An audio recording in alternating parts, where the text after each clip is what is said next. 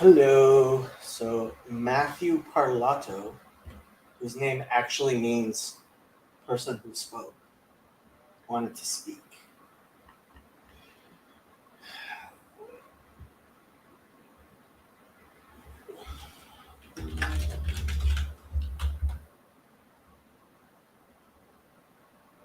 Hello, Garth. I should really buy my plane tickets and make arrangements for your wedding. Should I? Should.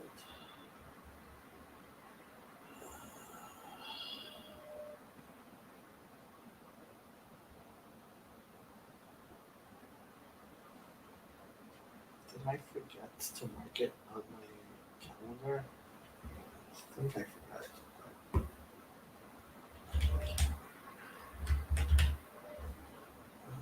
Um,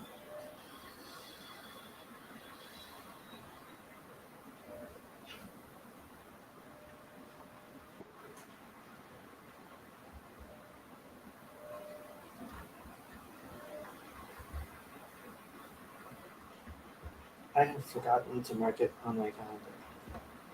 Uh, Hello, Matthew. Brother. David, I'm fine if you jump on, but Matthew wants this all to himself. Um, We just have not officially done a chatting, and I'm coming out to the West Coast, and there's plenty to talk about, in my opinion. So David's a blast. Come on, bro. More David than is a ready. blast. I'll tell you what I just got done with. It's so funny too because it's a good little exemplification. But you're gonna see extroverted Matthew today. It's just a great exemplification of fellowship and all this stuff we pay attention to each other. So my sister is like suffering with some of these symptoms of like kind of in very layman's terms, like a motion sickness type of disorder thing. And anyway, so she's on her social medias, and some woman is in there, mentioning, well, this is what I did, and I got prescribed Klonopin, and then next I'm thinking I'm going, which is a benzodiazepine, and next I'm thinking if uh, I think if things persist, I'm gonna try SNRIs, and so I just, I wish she had. I guess what I'm trying to say is, I wish she had, some of the experience of the Jordan Peterson kind of fiasco with him, completely being devastated by relying on that molecule. Anyways, I tried to articulate the best I can, and she knows I'm a goober about this stuff, so I just, I kind of just put my foot down, not publicly. I just texted her, I didn't get on the socials, but I was like, hey, whoever's texting you this is what I think. Well, boy, here's some information on this. So just a little fired up. The baby, Say it again. but you're the baby. Yes, I am. Yes, I am. Yeah, So but it's interesting about that because there's a wrinkle there where, in a very counterintuitive way, because of my life journey and the things I pay attention to now, and the things I care about now, and the things I articulate to them now, there are certain topics where I'm absolutely deferred to, and Are you the first boy? second boy. Second. Oh, okay. The first boy is getting married in September 7th in Walnut Creek, California. Mazel tov. Yes, thank you. Very excited. I gotta go get my teeth cleaned, and I gotta do a bunch of stuff getting ready for. So it's a very he's done very well for himself. So it's gonna be a big snazzy ordeal. So I wanna play my part. Well, Matthew, I didn't know when I first wrote in that I wanted to jump on. I just thought it was going to be a just chatting, No, not for a sure. directed just chatting. So let me No, just for sure. ask Jacob, how was your birthday in the end? Yes. Because you, I mean, it was nice. We That was the day of the RNC thing. oh yeah, So we went we went we went over to somebody's house to watch the Trump speech. A bunch of us Los Angeles people, and yeah, it was nice. It was nice. So yeah, I didn't get to do the stream I wanted to do, but yeah, things have been kind of busy, but yeah. Yes. And there's been a lot of streams that have had a lot of things happen during them. Just say that. This is true. Yeah, like the stream on Friday where I tried to jump in for 5 minutes and I had to leave. And I haven't gotten to watch that stream, but yes. So I don't even know. There was There's been so much happening, and so yeah. What were There you was- going to say, Matt? there was some spiciness in that stream as well. Just look, we are living through spicy times, and Yeah. so I spent the weekend with my friends from high school, and my friends from high school, they're all incredibly brilliant people, and they're very successful, and generally almost every single one of them is very, very left wing. And so it was an interesting experience, although I have to say my confirmation bias very much was confirmed. Like one of my friends, he's very involved in the Unitarian Universalist Church, right? UU. His wife was like chairman of the board of their local UU, and for 5 years or something. And he was talking about how it's really, really nice, except they're so intolerant of anybody who has anything other than the very like very narrow political, like we're Unitarians, we're Universalists, any religion, anything you want. Donald Trump? it makes you wonder what's truly supreme, right?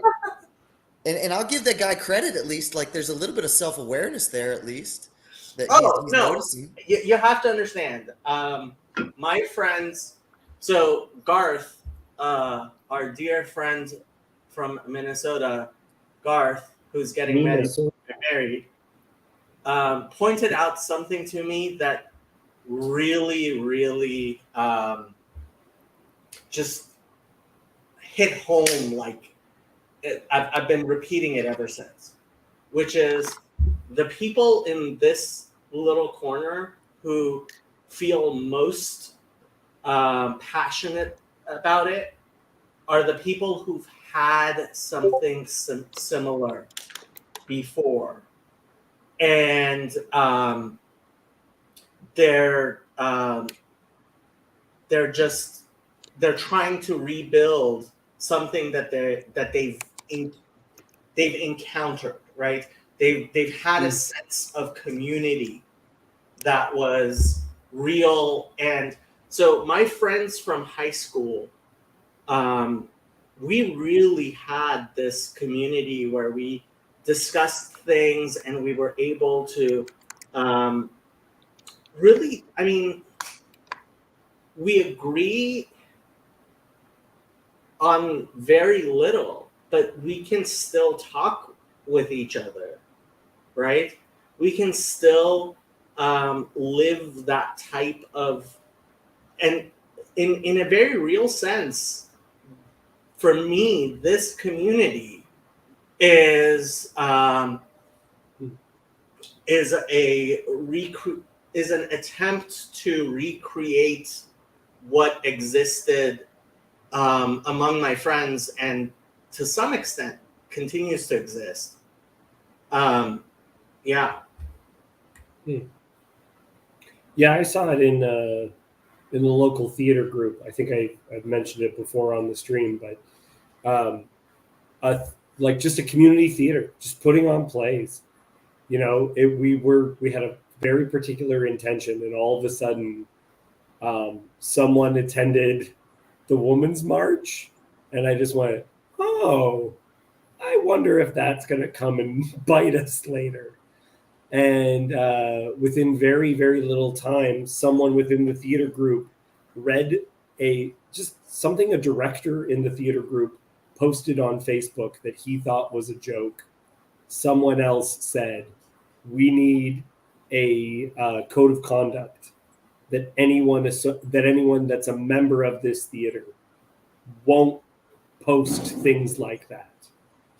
Where like it wasn't okay that the theater wasn't taking. Apparently, Grizz is premiering something. I was not aware of it, but too bad, Grizz. Yeah, we're here. Grizz, just come on here. Right.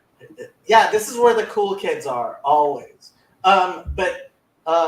So the code of conduct was nobody can post something pro-Trump or what? No, it was someone made a joke about something. It was like a stupid joke. I don't even think it was really all that controversial, but someone felt that it crossed the line and that it was aimed at liberal-minded people. And so they were trying to post a code of conduct, but that was against how the theater's constitution worked. So Yeah. people who were on the board were like, "We don't care about the Constitution. We will go against the very basis of this theater as long as we make it so that people can't defy what's good politics."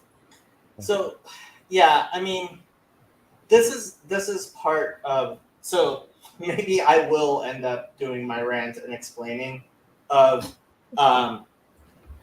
what I have been meaning to explain for a while. So the night of my birthday, for many reasons, things were sucky, including my mom was in the hospital. Yeah. She's fine now. But Mark put out a video which made me like, it was the first time in my life that I felt so much rage that I stopped feeling rage. Do you understand what I mean? Yeah. Like, I was so angry, I was numb. Beside yourself kind of thing, outside yourself. Yeah. Yeah. I was so angry, I was numb, and I sent him some nasty tweets, which I apologized for. But so, like, politics is where we see a lot of smoke and mirrors and bloviate. So then get out of politics. Stop. He played this clip, and like honestly, like this clip is like the entirety of my clip of what made me so mad. Like hearing myself say this, and then what followed was just like I entitled this clip "Infinite Irony"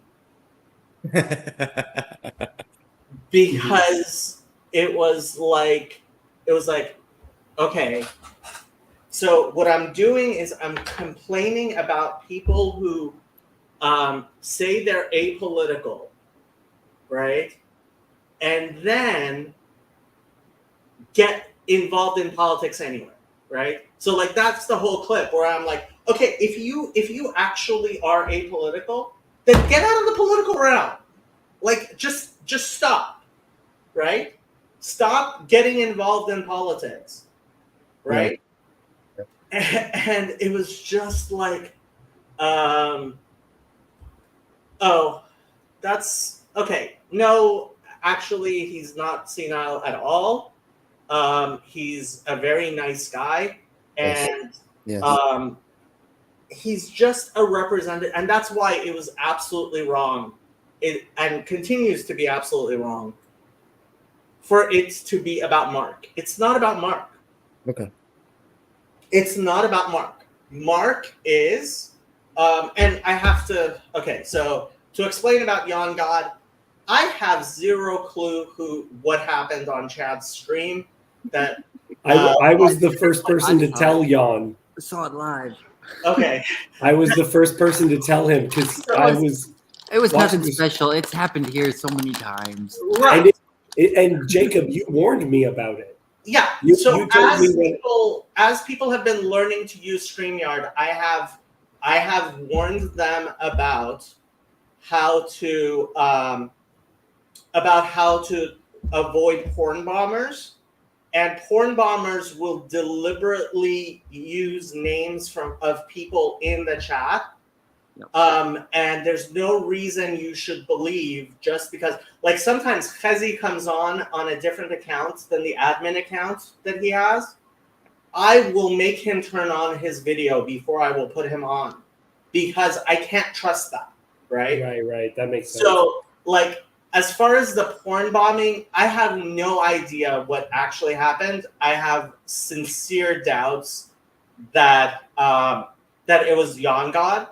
And to explain about the wrenches, I give everybody who I think is an actual human being, and Cassie, I should probably give you one, a wrench, so that when someone who's not a real human being shows up, and first of all, they know to be nice to the people with the wrenches, and B, like, go ahead and ban them. Seriously. And so I'm like, there's a reason I want my chat filled with wrenches. Yeah. I want to loop back here, and I hope you guys trust me to see some relevance. You mentioned that friend group and how vehemently the disagreements can be, and I just want to kind of, in a obviously a friendly, loving, Socratic kind of way, is push a little bit. Is what do you think, Jacob? What do you think affords those relationships still? If there's such, what is uniting? What is allowing? What can y'all stand upon for kind of a horrible metaphor together, that if even if you can be at such, do you kind of get what I'm trying to tease out? To understand who we were the nerds in high school. Big shocker. who ate lunch with each other, and like we were the really nerdy kids, right? Two of my friends got perfect scores on their SATs. Yeah, like so it, and we used to eat lunch together every day. And then after high school, we kept in touch by email, and we had New Year's parties every year. And those New Year's parties, I mean, it became a thing so much that I flew back from Israel just to go to the New Year's party. And like, until we got too old and everybody had kids, and we stopped having having the New Year's parties. And with COVID, we ended up having the New Year's parties online. But like, and honestly, the big thing that's kind of split us apart is most people have kids, and we're not immune to the stupidity of and actually, I mean, when Grizz mentioned Elon Musk and Jordan Peterson, if you have not seen that clip, oh my God, it hits hard. I think there's a whole conversation out. There's a whole conversation out, but there's a particular clip. Okay. Oh, I think I know what you're talking about. I did that. Yep, with the son. I think Yeah. Yeah. Oh my God, that really hits hard. Yeah. So Jordan Peterson asked Elon Musk, spoiler alert, but it's not much to spoil. Asked Elon Musk why he's so opposed to the woke, what made him become anti-woke. And he said, I lost my son to the woke mind virus. There's a reason why they call it dead naming. I was I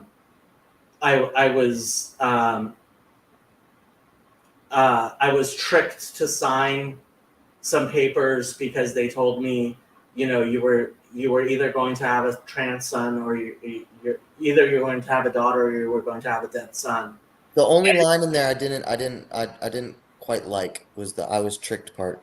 But I mean the overall. But he was tricked, Matthew. He was. This is what gets one of the smartest. No, that doesn't matter. If you're a smart person, you rely.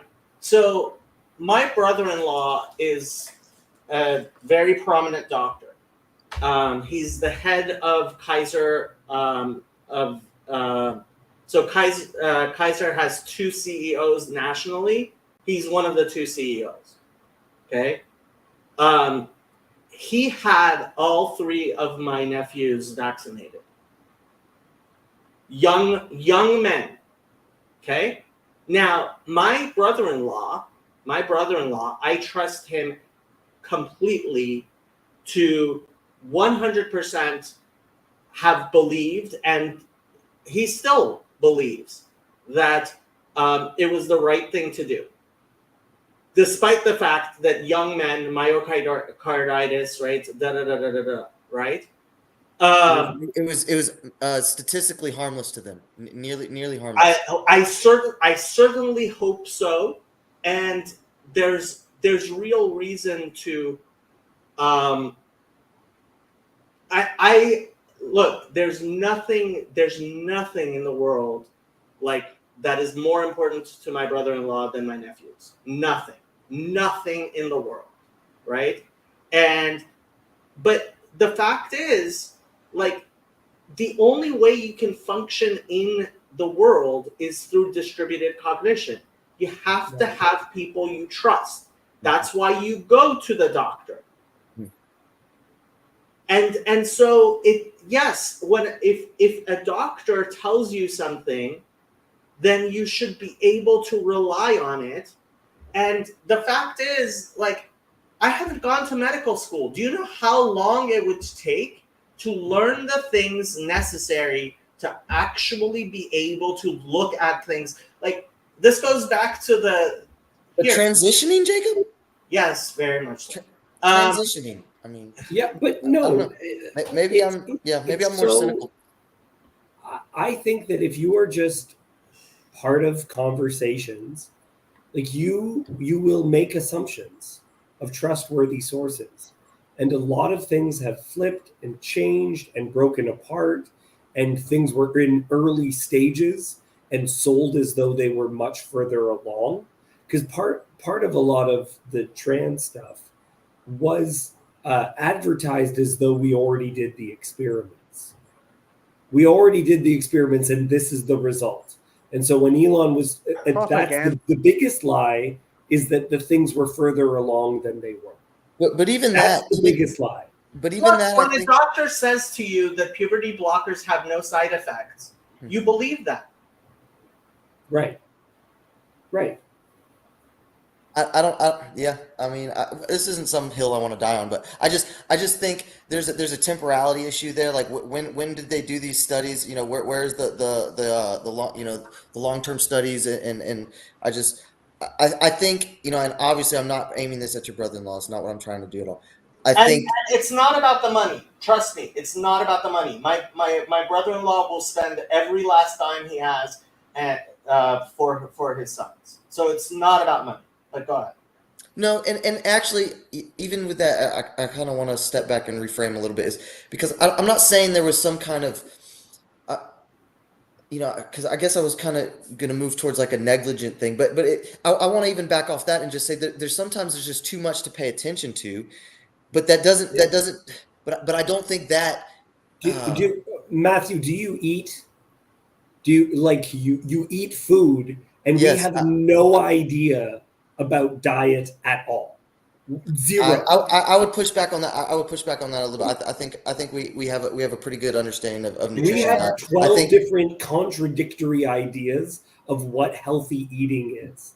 It I depends have on who you're paying no attention to. idea how anyone makes a decision on what they're going to eat. You should eat like your grandmother ate. That's a good starting principle. Okay, like this that. comes That's pretty from good. being very mistrustful, and this is one of the highlights of my life. Like when I die, this is one of the things that's going to still be here. So I'm going to subject you guys to it.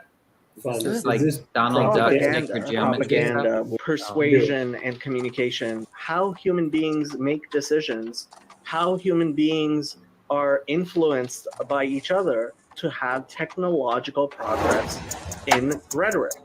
That's what has happened. New psychotechnologies, too many people think they understand human communication. They don't. I hope it's clear to you that the helicopter on the left would never fly. Helicopter on the right would also never fly.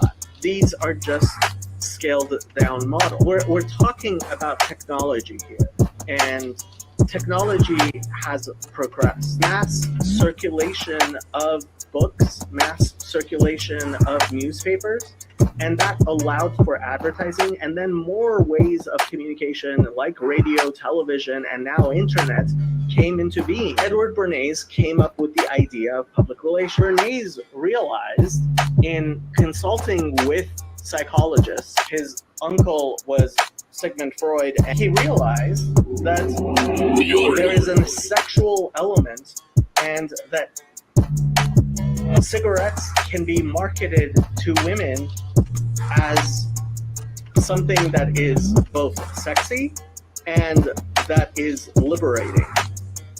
It is an incredibly idiotic thing to tell someone to think for themselves. Secure our distributed cognition through awareness, transparency, and accountability. I did not do saving throws, although I probably should have. Propaganda with propaganda, propaganda with propaganda, propaganda with propaganda, propaganda with this is a nuclear bomb going on. Propaganda. You cannot think for yourself. Think for yourself. Think for yourself. Anyone who tells you to think for yourself is your enemy. You should not think for yourself. Our understanding of ourselves and our world is not contained in our own skin. We as human beings have distributed cognition. Yeah, this was I Picasso. am not saying you should not think. You should think not just for yourself. You should think for others, and you should help others think for you, and you should ask others to think. You cannot think for yourself. It is an idiotic thing to say, think for yourself. If you are thinking for yourself, you have decided that you want to field an army of one in a battle royale where there are people with large armies. That's not going to go well for you. Do not think for yourself. Think for yourself. All cognition is in some part outsourced. If you think that you are thinking just for yourself, that you are not influenced by anyone else, you're just being silly and stupid. Absolutely agree. And that, I will say, is, I think, Jacob, what you're saying, why you can be unoffended by other people's political positions, right? Well, that's a whole other thing.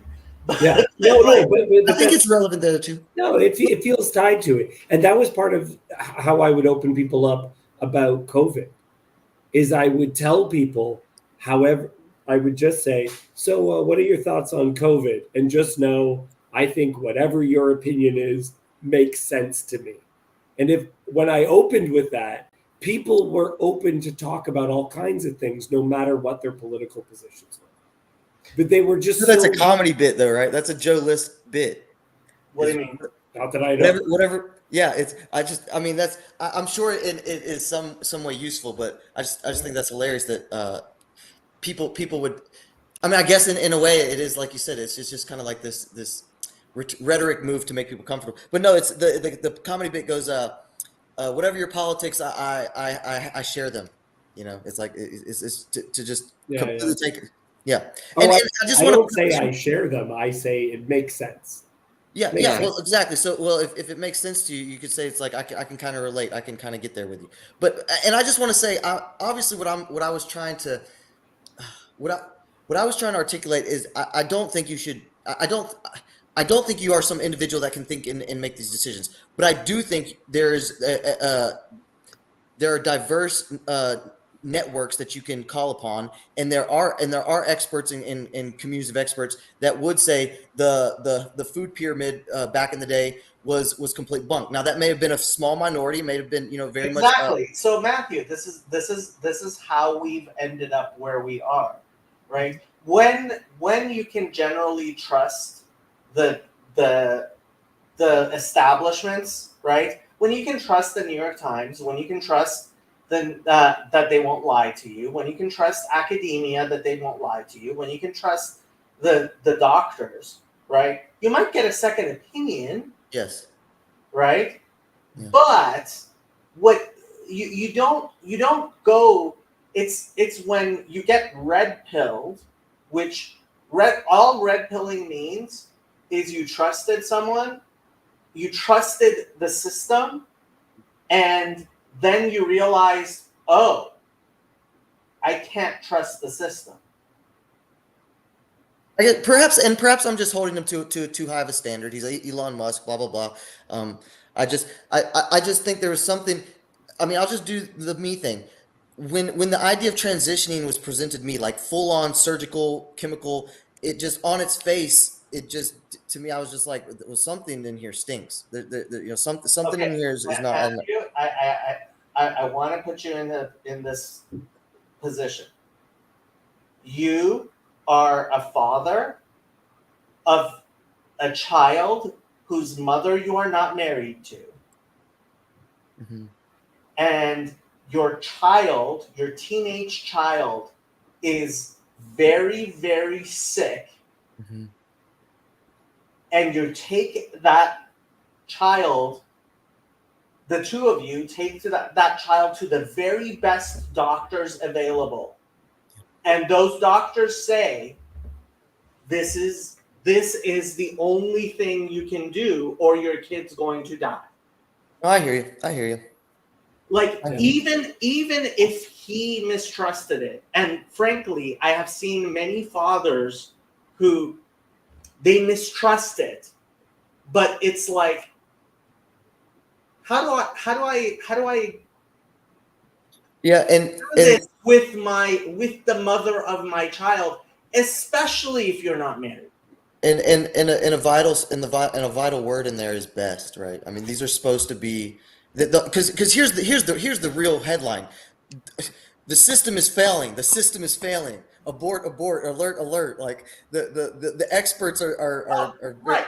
But honestly, that's the huge thing. So Jan God is making the same mistake I would say that you're making. He says, Jacob, this is technically kind of analogous to Marx's argument that is belief in the system. Look, we have no choice. Anybody who claims to you that that is scientismists, right? Like scientism is this idea of I can make sure and understand everything for myself, my own conscience. Like this is the Protestant stupidity. my map. I hope everybody in this little corner has realized is ridiculous. You cannot think for yourself. Now, I want us to be able to trust each other, right? When Joseph Oh, that's interesting. It's something very about interesting. AI, or Sam Tiedemann says something about vaccines, or like we have people hopefully that we can trust. Yeah, that's what we're doing here. That's what, but that should not make you think that suddenly we're like MDs. We're not. Yeah. You were saying, David. I can't remember. I started It was- following. when you said following the trust, when you said trust, it sparked you. Oh, no. Well, I mean, a big part of it, I know for myself, is exactly that notion of outsourcing, how much you can be an expert in anything. Like we all, this is a problem that especially intelligent people have. Intelligent people want to be Renaissance men. They want to still think that you could be an expert in everything all at once, and you just absolutely can't, right? And so, and that's one of the things that ends up coming forward is sometimes you're having a conversation with someone, and they don't.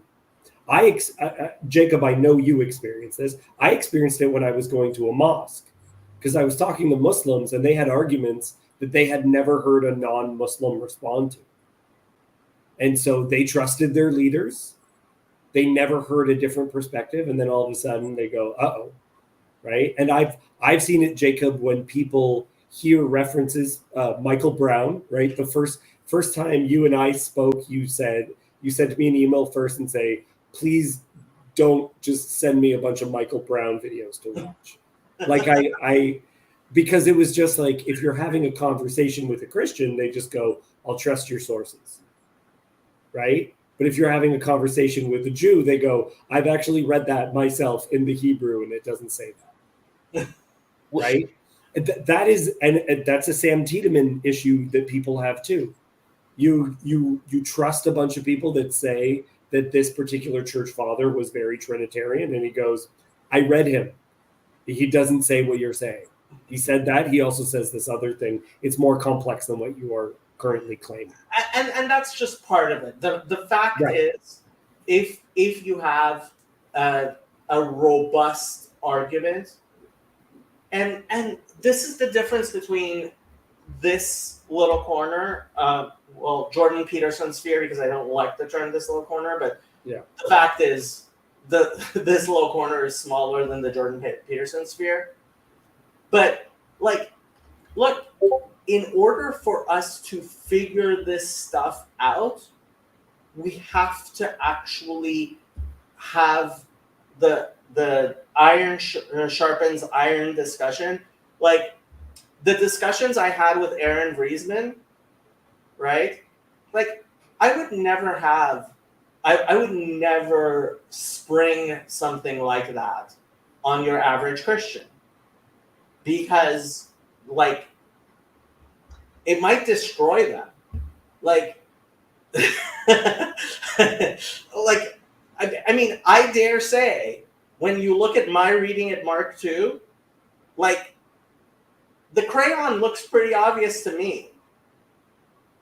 Is this Okay, the reinforcing Judaism verse? I'm not familiar with. Let's not get into it right now, shall we? Okay. We don't And need I to just go want into that. I don't want to get into the specifics, because Yeah. an example of what I'm kind of talking about is part of my biases that I come into and the propaganda that I bought into is related to the fact that because people identified me as a person of color, I got into a lot of the conversations about racism very early on, but that made me skeptical of a lot of medical stuff because I knew about the Tuskegee experiments.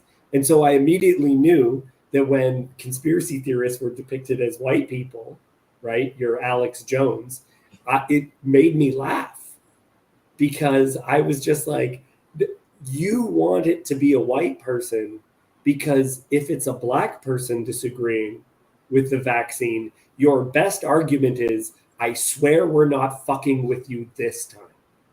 Because in the past you did. You know who got vaccinated at the lowest rates? Yep. Yes, I African do. Americans. Yes. That's right. And there's an area of Ontario that is just full of brown people, and it was the least vaccinated place in Ontario, right? You could break down the demographics and very clearly see, but then that was never, if you were a liberal-minded person, you never saw that as what the image of a conspiracy theorist was. So It was always a dumb white person, not a educated black person. But then this becomes the opposite thing that people get possessed with. I like using the terms of possession and propagandized and everything else, is that then within black culture, there is a conspiracy culture. And some of that stuff is very poorly researched. So they'll be like, oh, like the Terrence Howard stuff, a bunch of connections with a bunch of other things where people don't realize that's a culture within the Black community, because real conspiracies have been revealed about, like, towards them. Like, could the U.S. government have prevented the assassination of JFK? Yes. Did they try to make him commit suicide? Yes. You mean MLK? Sorry, MLK. With Malcolm X, they were following him close enough that they knew that something was going to happen, and they pulled police back. So the presuppositions one has pertaining to your sacred narrative, your sacred framing are not up for rational interrogation. Okay, so what they do is it means not to point out the logical failures or the just, you know, the complete miscalculations on their story is that it's this is the white they what I'm trying to say is they will manipulate and do the gymnastics to always fit the facts on the ground into their sacred narrative, and their sacred narrative is politics. I mean, that's just the facts. I mean, they're not traditionally religious. They're religious to in this fascistic this oppressive, you know, the oppressor versus oppressee. The oppressed. Can we ask for 1 second? Can we ask Jason to respond? He's stuck in this murder basement and hasn't said anything. Murder basement. Well, I think it looks beautiful. No, it's a cabin. Okay. Well, then it's. Oh, I guess it looks like a basement because of the rafters. Yeah, it kind of looks. I wasn't sure where you are. You weren't saying anything. I was wondering. It's a loft. Oh, okay. I was wondering if we were supposed to. We weren't talking. Yeah, like were we supposed to make out by his eyes? Are you gonna? I don't know what you guys are. I'm just listening because I don't keep up with any of this stuff at all. I'm like, I guess I'm not in politics. I'm not saying I'm not saying I won't get into politics, but I guess I'm just not, because I have no, like the whole Elon Musk thing. I have no idea anything about that, so I'm just listening to you guys. I haven't listened to it yet. Track with you, and I'm tracking with the idea of, like, you can't think for yourself because you're just influenced by everything. Well, not only are you influenced by everything around you, you're probably influenced subconsciously through, probably through even just your DNA as well, to how you think. But then on top of it, like, you do have to rely on other sources. But then, yeah, I'm just listening. But then those sources are any problem. Those sources can't be. It's, I don't know. I'm kind of, just the other day, someone was saying something. There was something medical was going on. It was just some totally bogus thing a doctor had said that just made no sense at all. And I was like, why don't I just go become a doctor? This seems pretty easy. You can just say whatever you want. It's like, it seems easier than being a mechanic. You can just be like, yeah, just make up whatever, you know. So I don't know.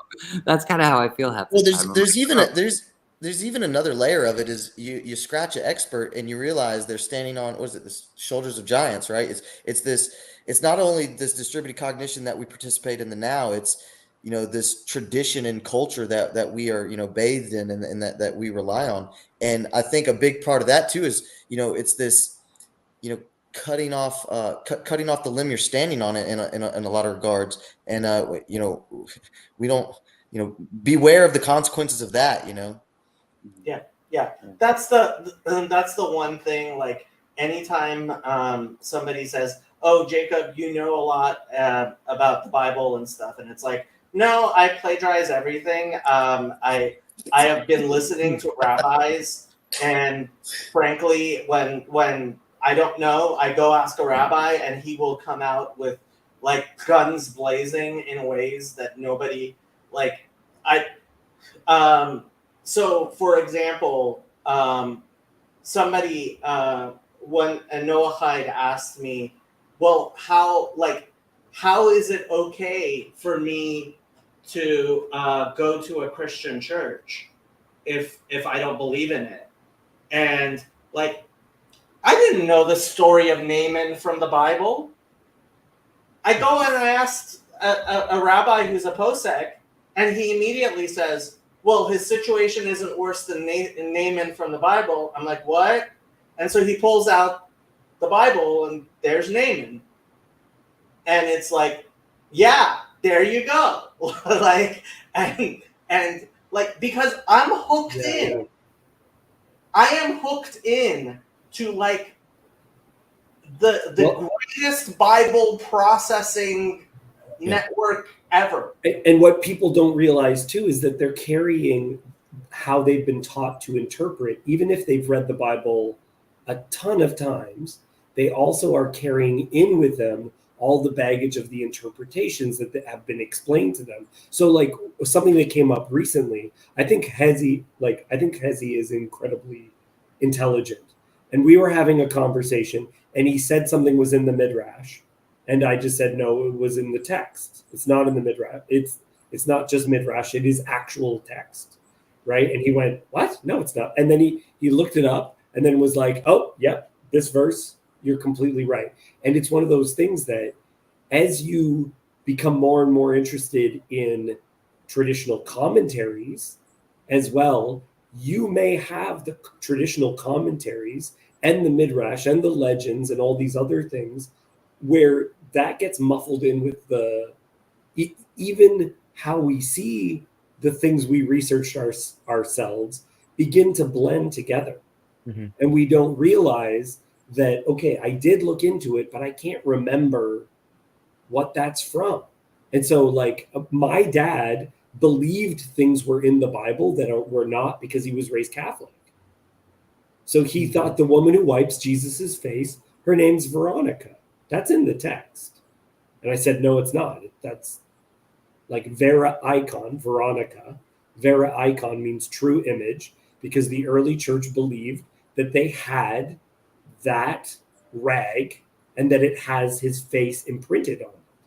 So she gets named Vera Icon, and then it becomes Saint Veronica. That was my dog's name. Yeah, that it's a true image. And so my dad, it was after I watched The Passion of the Christ with my dad. We came home and he, with his own eyes, sitting with me, flipped to every single gospel to that story. And he said, at the end of me proving it that it wasn't in the text, said, it has to be here somewhere. And 4 days later came back to me and said, I think you're right. Well, that's the experience. But so convinced, but this is the thing, even with the text in front of him, when it was first shown to him, even though he now has it proven that it's not in the text, needed a couple of days for but that. Is that pushing too hard though and being too particular? Because I mean, you could easily argue from just traditional or symbolic sense that it is in the text. I mean, are you being too nitty gritty and kind of like, because then you get shifted into that mindset where like, oh, then he's probably going to be vehemently combative against like, oh, the text says this, it's only this, and then you get into that trap where it's like, well, it's not even the Hebrew, you know? Well, how much can you really do that? And I think, and actually, look, I'm going to be on my edge here. Well, go ahead. Well, Jacob, this comes up with in Hebrew interpretation. There's something called gematria, which sometimes it's like there's numerical values which are used in word plays, which they say are kind of implied. So because this and this, and then you're at some point you just go, that sounds like, sometimes I find it compelling. And sometimes it feels like a bit of a conspiracy theory where a bunch of things have been connected. And so therefore we know that that's why Moses got in trouble this one time. I think that's close to where I was gonna go, or where I was gonna land. Is because there's the layered interpretation of the text, right? There's like this literal, this kind of this is the story that happened, and then you have this the metaphorical, then you have this symbolic and allegorical, and I think is that also in like Judeo tradition, and that's particularly why we are very clear. Ein hapasek yotze midei pshuto, right? All of these additional ways of exegesis not like they can only be used to confirm what we already know. Like that's why, for me, like when we were looking at David and was it Samuel or Judges with Yeah. right, and it's like, yeah, there you go. The Trinity is right there. The devil's pitchfork is the 3-time thing, right? Because like if that's the game you're going to play, Right. right? Oh, I We- saw we- three. The number 3's right there. So therefore, yeah. So therefore, that's the Trinity right there. There you go. It's what caused Well, Jacob, it's an Eli's argument I've heard you say, because you'll say you look up 3 in the Bible. Where's the word 3 used in the New Testament? And I'm just like, I don't find that a compelling argument either. It's just like it's you say it as a joke. I know you say things as a joke, but it's like, look, if you're a Hasidic Jew, right? Where in the Bible does it say that cheese on a chicken burger is not kosher? Hold on. First of all, we have a tradition, right? I understand. And chicken, like that's already like somebody who says that's from the Torah. Right. Maimonides says that person is committing a sin in saying that, right? Yeah. So like you're taking a very bad example and you're taking it in a very wrong direction. So if you want, we can go down that route, but No. example.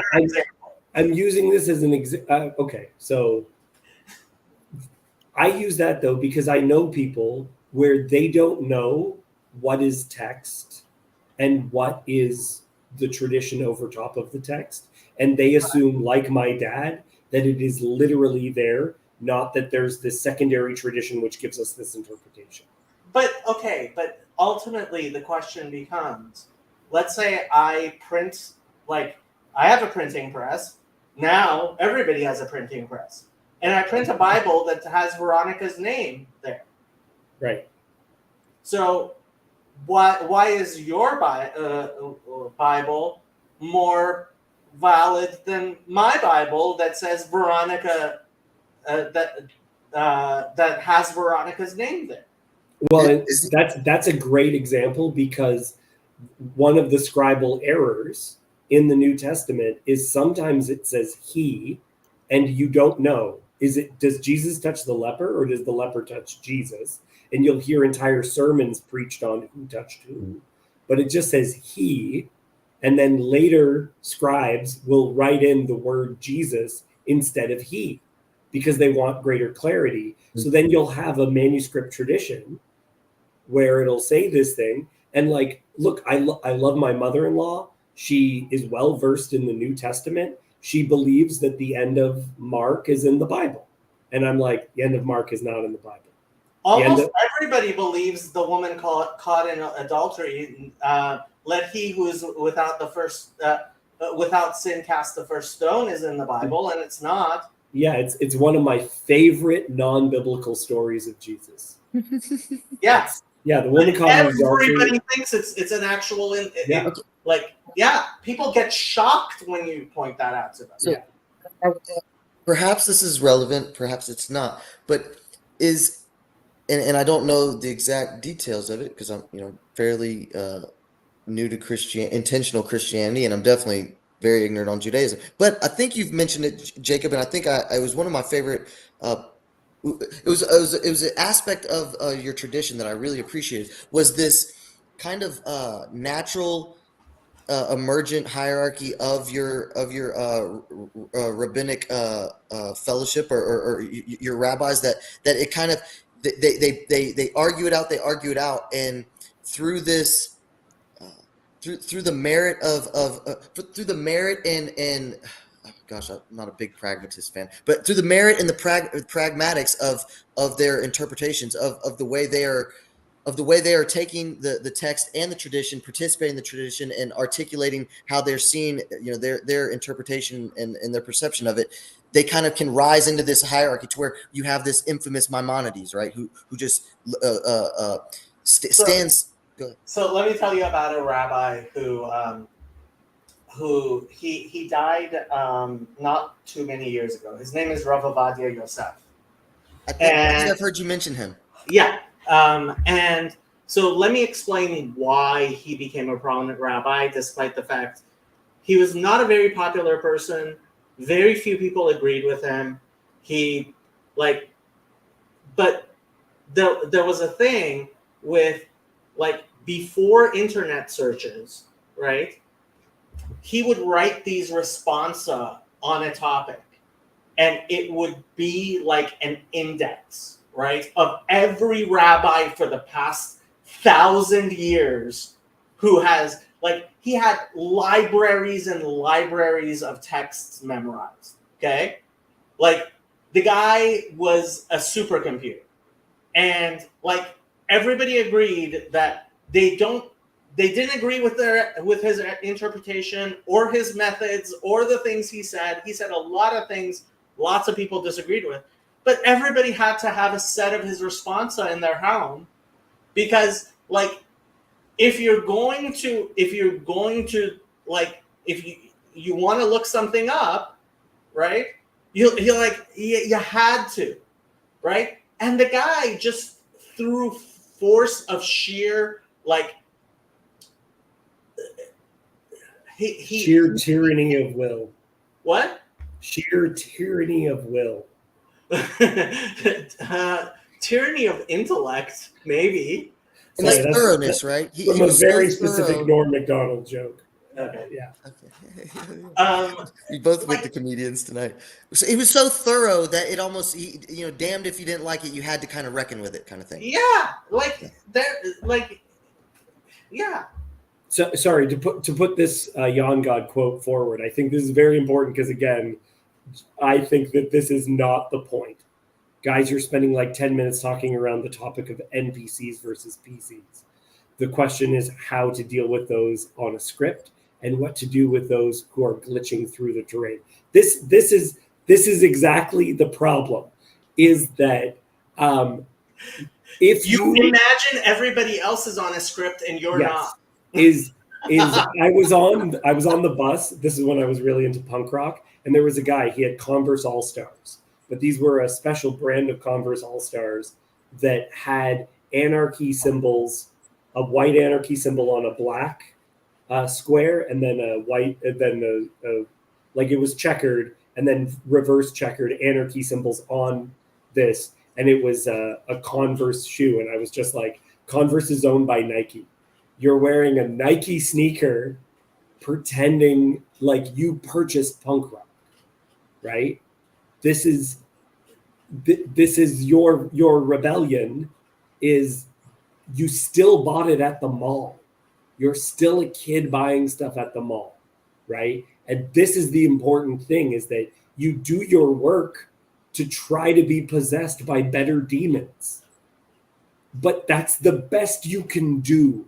You don't the best you do is to become possessed by better demons. I hope that's the quote that people take away from this. The way I like to put it is better is better than worse, and worse is worse than better. Yeah. And frankly, way too many people fall into this trap of thinking, oh, it's either you're an NPC or you're a PC. There's nobody who's actual. There are people who are totally NPCs, I have to say. The Ash conformity experiment. If you have not watched that video, look it up. It is scary. The problem with that beautiful quote, Jacob, is that I'm going to get real doomerism here. Our society has completely abandoned any idea or notion of normativity. This notion of better or worse or good, it's so far gone. It's so far out of. To get technical or to bring it down to our level a little bit, it's at least not shared. It's at least wildly divergent. and that's But like you've been black pilled, and frankly, like too much. Is that a suppository?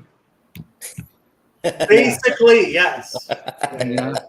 All right. The, I know the what the black red pill pill is. is definitely a suppository. Yes. Like But even that idea, that's a perfect example actually, is because as you start trusting certain sources, it takes you down specific roads, right? And so I got pretty deep into conspiracy theory thinking. And then I came across this conspiracy that I loved, which was this ex-CIA guy said that when they were testing like stealth bombers, they encouraged conversations about UFOs. So that some of the conspiracies that people heard, that there was like UFO sighting, all these other things, that it was actually the US government was testing things because who cares if the Russians think they're aliens? We just don't want them to think that there's a stealth bomber that we got, right? And so this guy was talking about this. I'm like, oh, this is wonderful.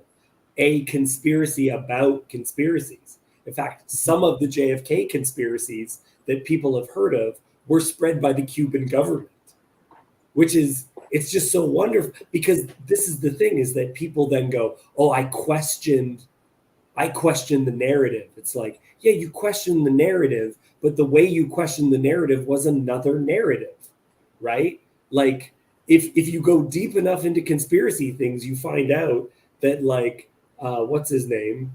Alex Jones did a Freemasonry handshake and admitted that he was descended from Rosicrucians. Okay, so now what, right? Like you can, how far down do you go before it just dissolves yourself? And other people have heard me talk about this because I became a Christian through atheism. Like I questioned my Christianity through skepticism, but then the skepticism dissolved its own container. Boy, do I relate with that. Yeah. Yeah. I only wanted to come on for 20 minutes. well, What have you done? we're glad you came on, despite the fact it's the middle of the night in Kanakistan right now. Yeah, yes, it's midnight right now. It's 12:06. Or did you just use? Kanakistan. Kanakistan? What is that? Is that a real place? You racist. No, like a Canuck. A Canuck is a I'm just- Canadian. You've never heard of Kanakistan? Yeah. I just love Jason. He got me erased. Not so. Hey, that's Well, friendship. he is. Okay? He's When someone of someone calls color. you a racist We already and you laugh established out that. loud. Oh my gosh. Jacob actually Never looks heard that. surprisingly like my dad, I have to say. So I don't think he's being racist towards me. You'd have to grow a very large mustache. No, yeah, that's. Anyways, that's an interesting place. I'll have to Google Maps it. Yeah, I don't know how much longer I can stay on either. Like perhaps. we're all Disease. like, is everyone kind of following that though? Like the possession that you just get to pick better Well, demons to be possessed by? What? Yeah, I Okay. mean, Oh, Let me I ask think a you question. do I'm have not to sure be I a am. little careful. Okay. I think you do have to be a little careful. It's not turtles all the way down. There are things which are more true than other things. Yeah. And I think that is what you're saying by picking better demons to be. Yeah, because they are better. They are Yeah. better. But like to think of yourself as like some atomistic individual who can see through everything or even a lot of things is, I mean, you can't think by yourself. You can't live by yourself. You can't be like an individual. That doesn't work. I have a little bit of a. Go ahead, Jason. No, I was just gonna say, but I feel like if you maintain a posture of humility, you can at least avoid being possessed by those sort of things, right? Yes. I mean, because you can still pick your demons, but you wouldn't necessarily be possessed by any sort of ideology if you kind of still remain. Well, and somewhat I like wise the and- word. I like the word demons because Yeah. demon comes from an old word for God. Hmm. So Yeah. you just might be so lucky that the Elohim that's possessing you is Elohim. You might be so lucky. kind of May want we to. be so blessed. But then you can't name him, so May I we kind of be- want to try and tie He this has, all back. he has a name. It's just you have to put a dash instead of vowels when you say okay. I kind of want to try and tie this all back together a little bit, and I kind of liked where you just landed, Jason, with the humility thing. You know, especially as you know, the West is Judeo-Christian, and because there's this notion Spengler does that all civilizations coalesce around an right? This deep symbolic sacred this sacred symbol, and that you know the civilization can orient towards this and participate in liturgies around this and prosper, and it percolates, it grows, it flourishes, it starts to die and fall. Look at y'all. It's die, fall, decay, and then death, right? It's this Goethe kind of living organism analogy.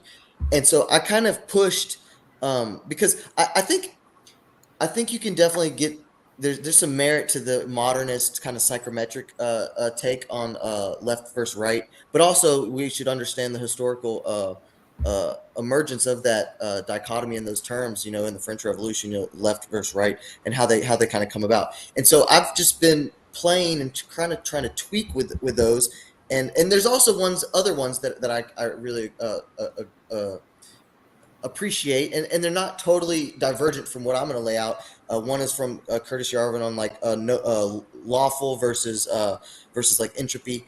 I mean, that's not very flattering or pleasant to the more leftist or the open-minded. But mine is the traditional orientation towards that the traditional orientation towards sacred versus openness to innovate, change, alter, try new orientations to that and to where that can you can try new and innovate and new, and to where you almost not even almost you can totally lose sight of the right.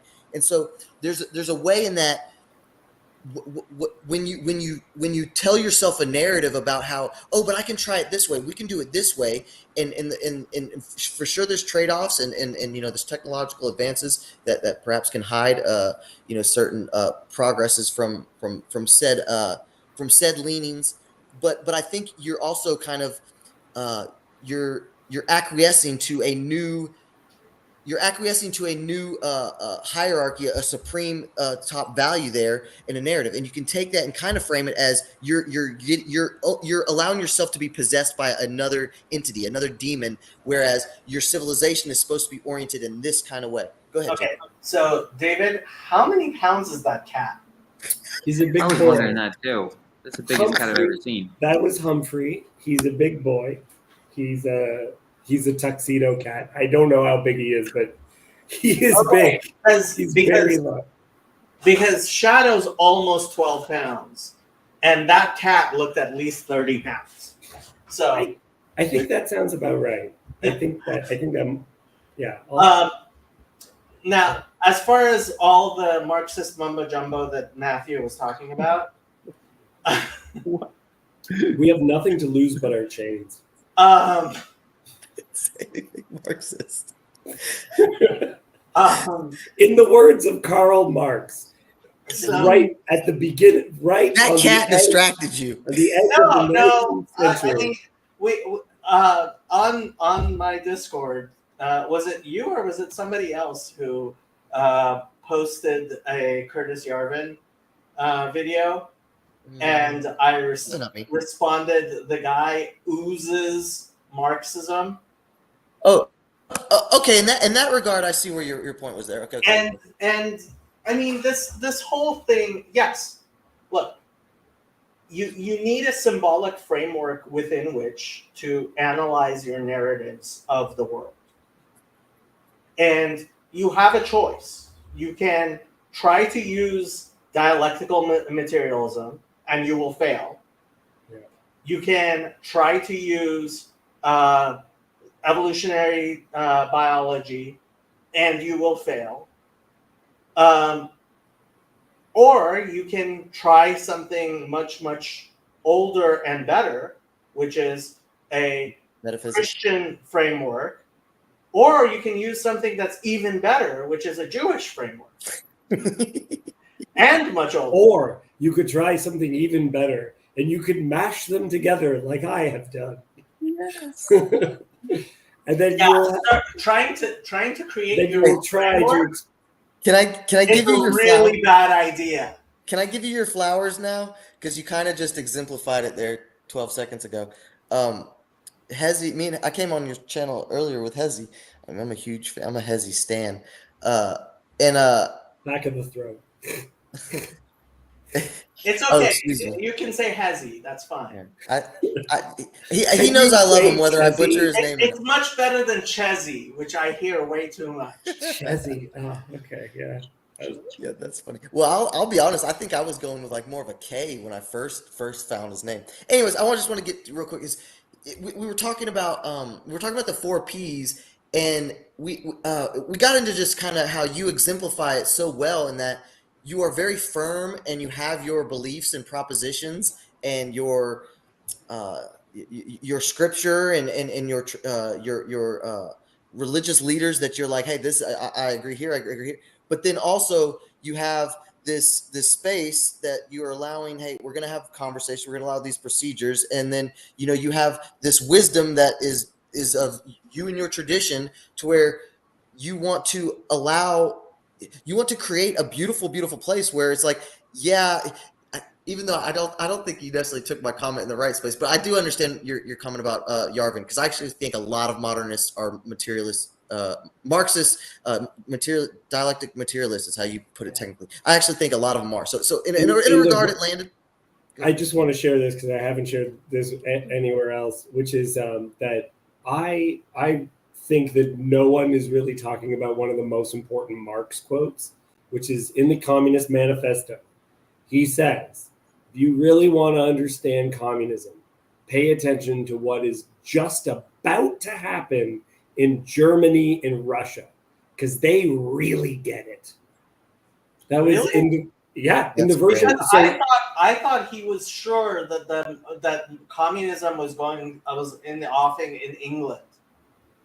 So if you read, I mean, the problem is that where is this quote from Marx? Yeah, who is this expert we're supposed to be trusting here, David? Yeah, it's me. Yeah, think for yourself. You're outsourcing to me. Oh, do I have to read the Communist Manifesto again just so I can find this one quote?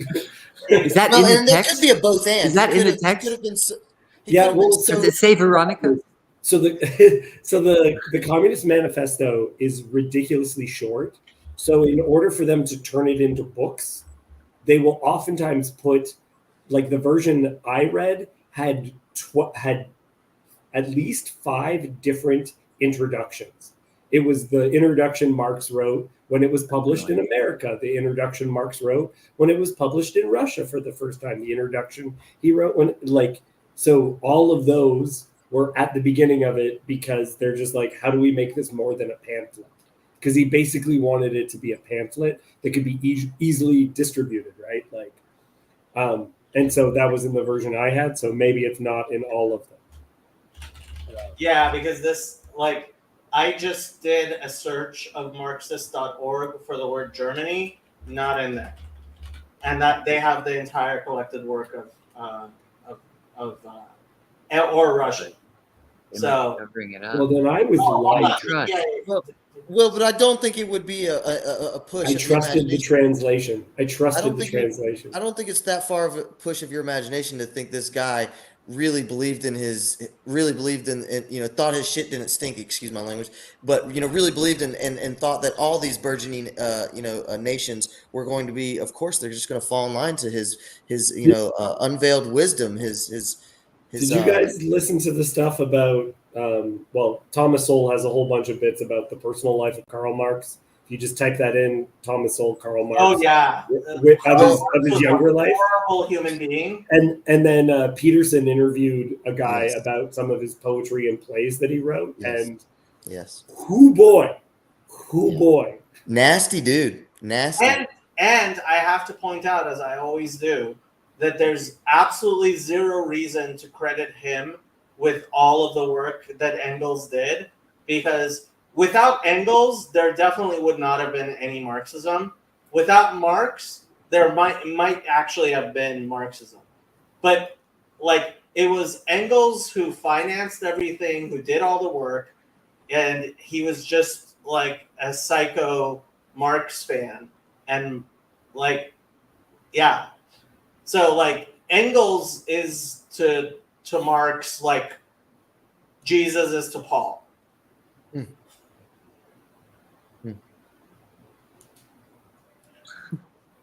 Do you? I'm sorry.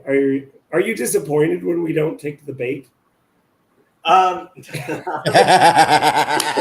am not disappointed at all. I got to say it, and I know there's somebody who's watching who's like I love both of you so much. seething. That two right there. That 1-2 just made my day. I was just gonna sit back too, and David just had to be like, "Hey, man." So good. Yeah. I'm gonna go take my dog to do what Dog Jacob wants to do on Pauline theology, which is take a dump on my lawn. Yeah. So, Well, I can't wait to come see him in person and hear all about the Pauline denigration. you So I'm don't sure have there's plenty to. of videos. If you're gonna meet him in person, talk about something that's not one of the greatest hits. Yeah, Yeah, in right. real life, I mean, I try to stay away from the greatest hits in real life, although I do end up repeating the greatest hits in real life as well. Yeah. Believe it or not, I spent the entire weekend with my friends, and did not once did we talk about Paul of Tarsus or even Christianity, really. Can I ask the backgrounds of your friends? That majority of them are Jewish, but like we went to high school together at a public school in Los Angeles. Yeah. So how does that shake out? How do you become lefties with that? Is that much more common than I'm assuming? Like, We lived in Los Angeles, Matthew. so it didn't matter you're Jew. And the majority of Jews who live in Los Angeles are not. We live in Los Angeles, Matthew. Like I hear you. I heard you. Jew, Christian, like religion. Obviously, if religion was that important to any of our parents, we wouldn't have gone to public school. Well, touche. And I also think this kind of, just to bring it all the way back to the beginning, I just believe that there's a I had this framing years back when I was very much just totally bacon and all this political stuff, and it was that the left had, because Haidt does like the different morality spectrums or morality vectors of the left versus right, and it's almost like the left had adopted the more religious kind of pure I'll just be very technical, puritanical kind of stance and tone to how they react and their rhetoric, where the problem with the right for me was that it was almost this faux religiosity, that it was like, no, you guys are all about the market, you guys are all about the, it's this it's the neocon kind of we'll just defer to make sure Wall Street's doing good, but by the way we put on and that we're also Christian. It's like this, that's the best word I could do. It's like this faux religiosity. And so anyways, I guess what I'm trying to land on is that I'll just go back to an earlier point. I think what we have seen for sure with and I think there's definitely a distinction in leftism versus just a traditionally open-minded, more liberal kind of who's trying to, hold on to their belief in this system. And black-pilled may be a term for me. Deep rightist was one I definitely identified for a while, until I kind of just realized that's not what I wanted to participate in. That's not what I wanted to kind of put my values and attention towards. I just think there's a better way. There's more wisdom to this thing is going a certain direction, and I can put my time, love, and attention to other productive things. But so what I'm getting at is that there's this replacement that is their worldview now. It's like this. They need their team to win. There is no, if you go to the average leftist, there's nothing higher than can you save this democracy? Can you defeat this fascist? Can you destroy Trump? Go ahead. You sound like you're terminally online, Matthew. Yeah.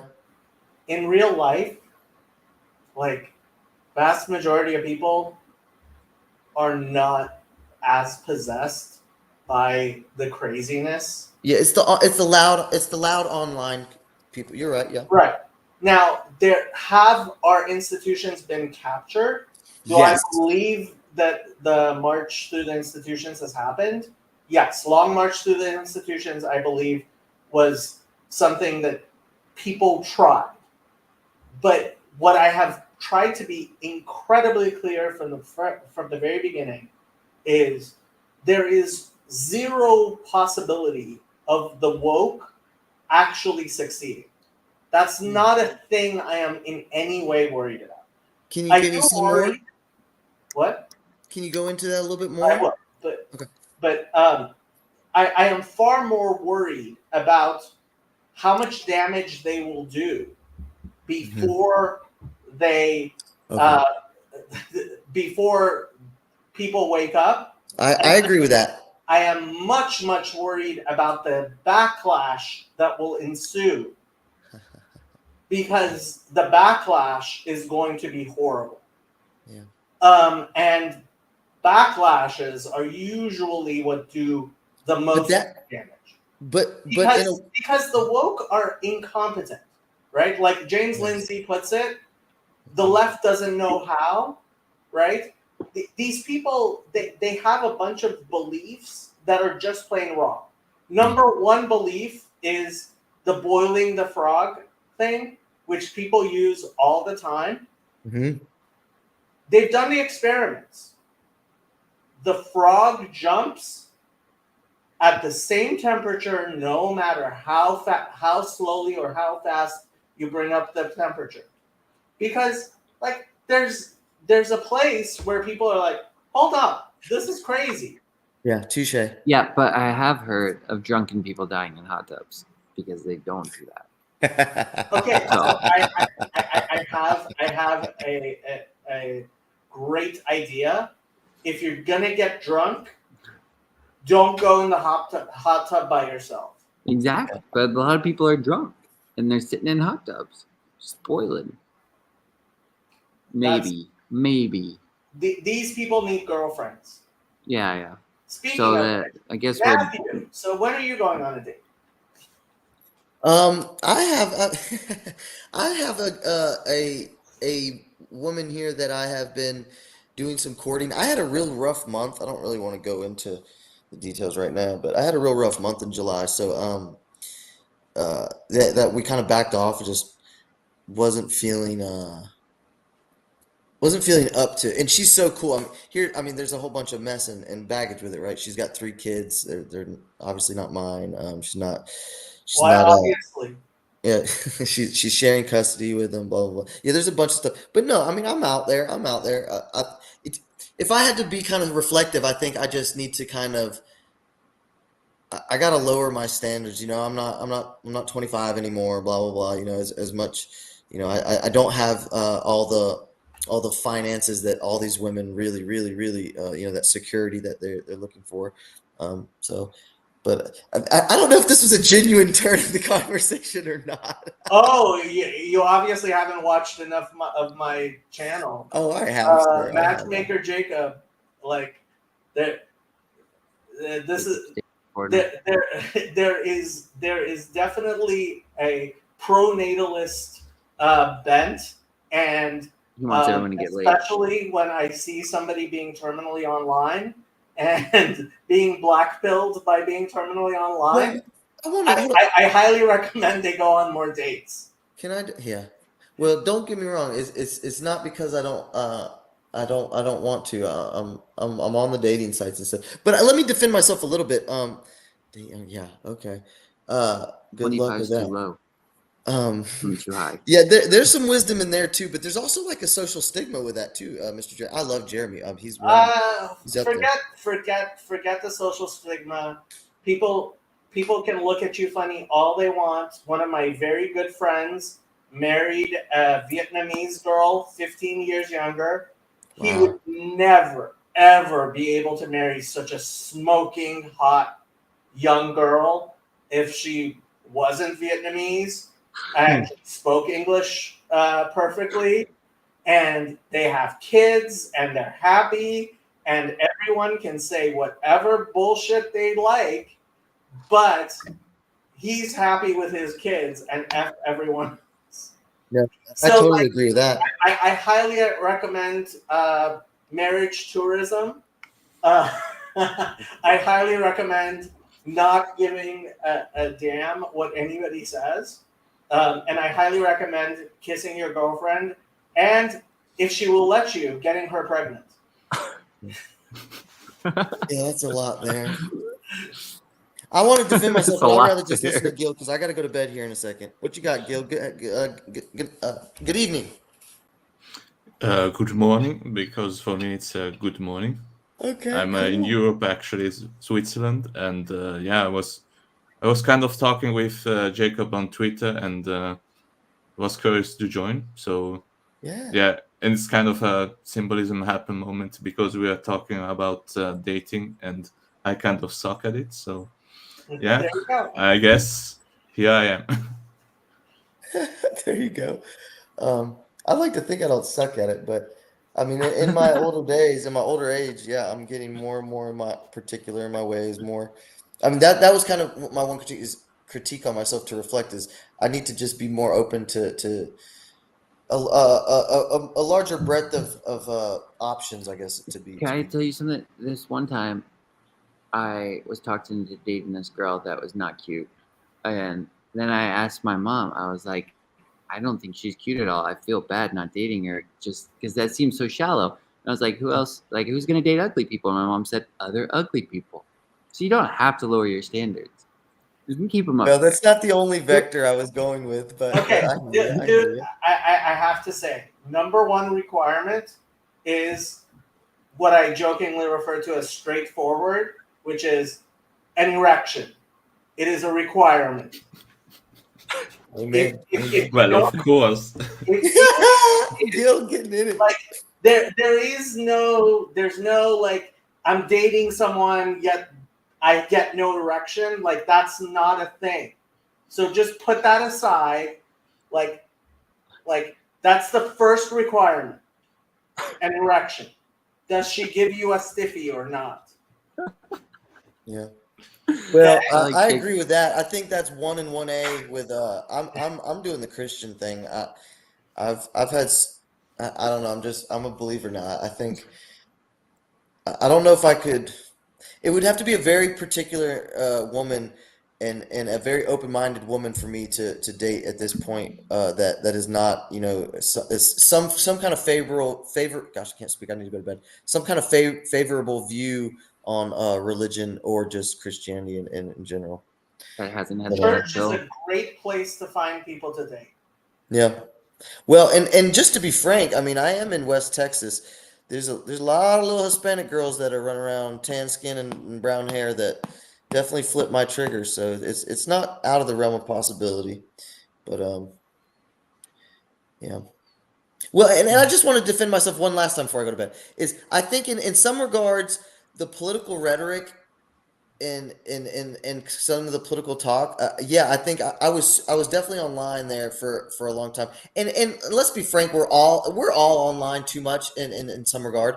But I will say this, a lot of that stuff I've checked out on, and I'll just touch bases with certain. I've seen you post different accounts on Twitter that I'm big fans of, Jacob. We don't have to get into the details and stuff, but yeah. So I'll just check base, but as far as like what I call emotional attention, like giving, I really have unplugged in that regard, and so in a lot of ways that apolitical comment, I some of that is actually in a certain construal, it is directed at me. Though I think I do it in the best possible way. Like I'm trying to, when the topic comes up, I'm trying to offer insights, lessons that I learned, that years of reading books that I'm just like, I can't believe I wasted, and perhaps it's not a waste, but I can't believe I spent so much time on, and trying to revitalize love and just, a more balanced view on certain, dogmatic and extreme positions. But anyways, Jacob, go ahead. So I was just gonna say, like, you can't completely avoid politics. Yeah. What you want is that politics should be in its proper place. Shouldn't be a cancer like that grows where it doesn't belong, right? And that's part of what's happened to us. And it was something that I've always been look, I got my bachelor's degree in political science, and then I went to law school, right? And That. yeah, and I was getting a master's of public administration because I wanted to go into government, right? Because I've always been really intensely interested in politics. So, like, if you're more involved in politics than I am, I would generally say that's a very good clue that you're spending way too much time on it. Yeah. Or at least I definitely was. Yeah. All right, gentlemen. Jacob, I cannot wait to see you in about a month and a half. We'll be in touch more on that. Jason, thank you so much for joining. I love you. I love you. Gil, it was very nice to meet you. I hope to see you more around. I don't know how much involved you are in this community, but I'll tell you this. I can only go from my experience. I love this place. Good night, fellas. Good night. So, Gil, I don't remember what we were talking about on Twitter. It was, I think, some. I do believe it was actually about you with your discussions with Father Stephen DeYoung. Okay. Yes, but it was quite a while ago. So yeah, I watched a few of their streams, and it was kind of always insightful because I don't know, I don't get to usually meet Jewish people, and I mean, in this corner there are actually a few. So like, I was down in Georgia with Teddy and Simon. Oh, nice. And well, Teddy isn't Jewish. Well, he's kind He's of Israeli. part of the milieu. He's not like prime He's- apex Jewish, but he's. Well, he's Christian, but he Yeah. is Israeli. Yeah, he lives in. Yeah. Yes. But yes, yeah. Yeah, it's kind of part of the Jewish extended family, let's say. And Yeah. also there was this other guy there that is Simon, called Simon, and he is a secular Jew, I do believe, if I've understood know him. correctly. I don't. Yeah, he maintains a low profile, so that's good for him. And yeah, he tries to go more to synagogue because he's from New York. And yeah, it was kind of interesting seeing these two guys bicker all the time around us. We were driving around with Bern. It was So you got to meet Bern. Yes. Nice. How was that? Yeah, it's like, how can I define this? I liked him. It's yeah, we're driving around Georgia, and it was like, yeah, see here, like here's this nice little place, and all this, like, he knows all the culture, and usually kind of I have to, I don't know, like inside of my generation, there's not this much people that are this enamored with another culture or any culture in general. It's kind of more distant relationship, and he was just like, yeah, here, see this ballet. And it was not something that I usually see in like where I live, because like this whole love of forms and of ballet is not a thing here. It's kind of we are too Protestant for that. It's but yeah. And he also organized like this small super at his house, so he invited over a few of these dancers, and we could talk to them. It was a really nice experience. And yeah, there I tried to talk to this girl, and I sucked at it. And I guess, yeah, but that's a question of training one day at a time. So yeah. Interesting. Yeah. So you went to Georgia. Yeah. So aren't they doing something in Europe right now with Paul over there? With Breakwater Festival or something, I thought? yeah, that already happened at the beginning of July, but Paul wasn't there because yeah, he was doing vacation in Italy, and also the marriage of his son. So Yeah. Oh, did you? I mean, how often are you involved in the whole German group at all, or we have Well, quite a bit of a German speaking audience here. yes. So I was part of the German estuary group for a few years. Then just daily life took over because I have, as an example, I had to do the night shift at a package sorting facility, so I couldn't partake anymore. And also I did the Zurich estuary group for a while, and it was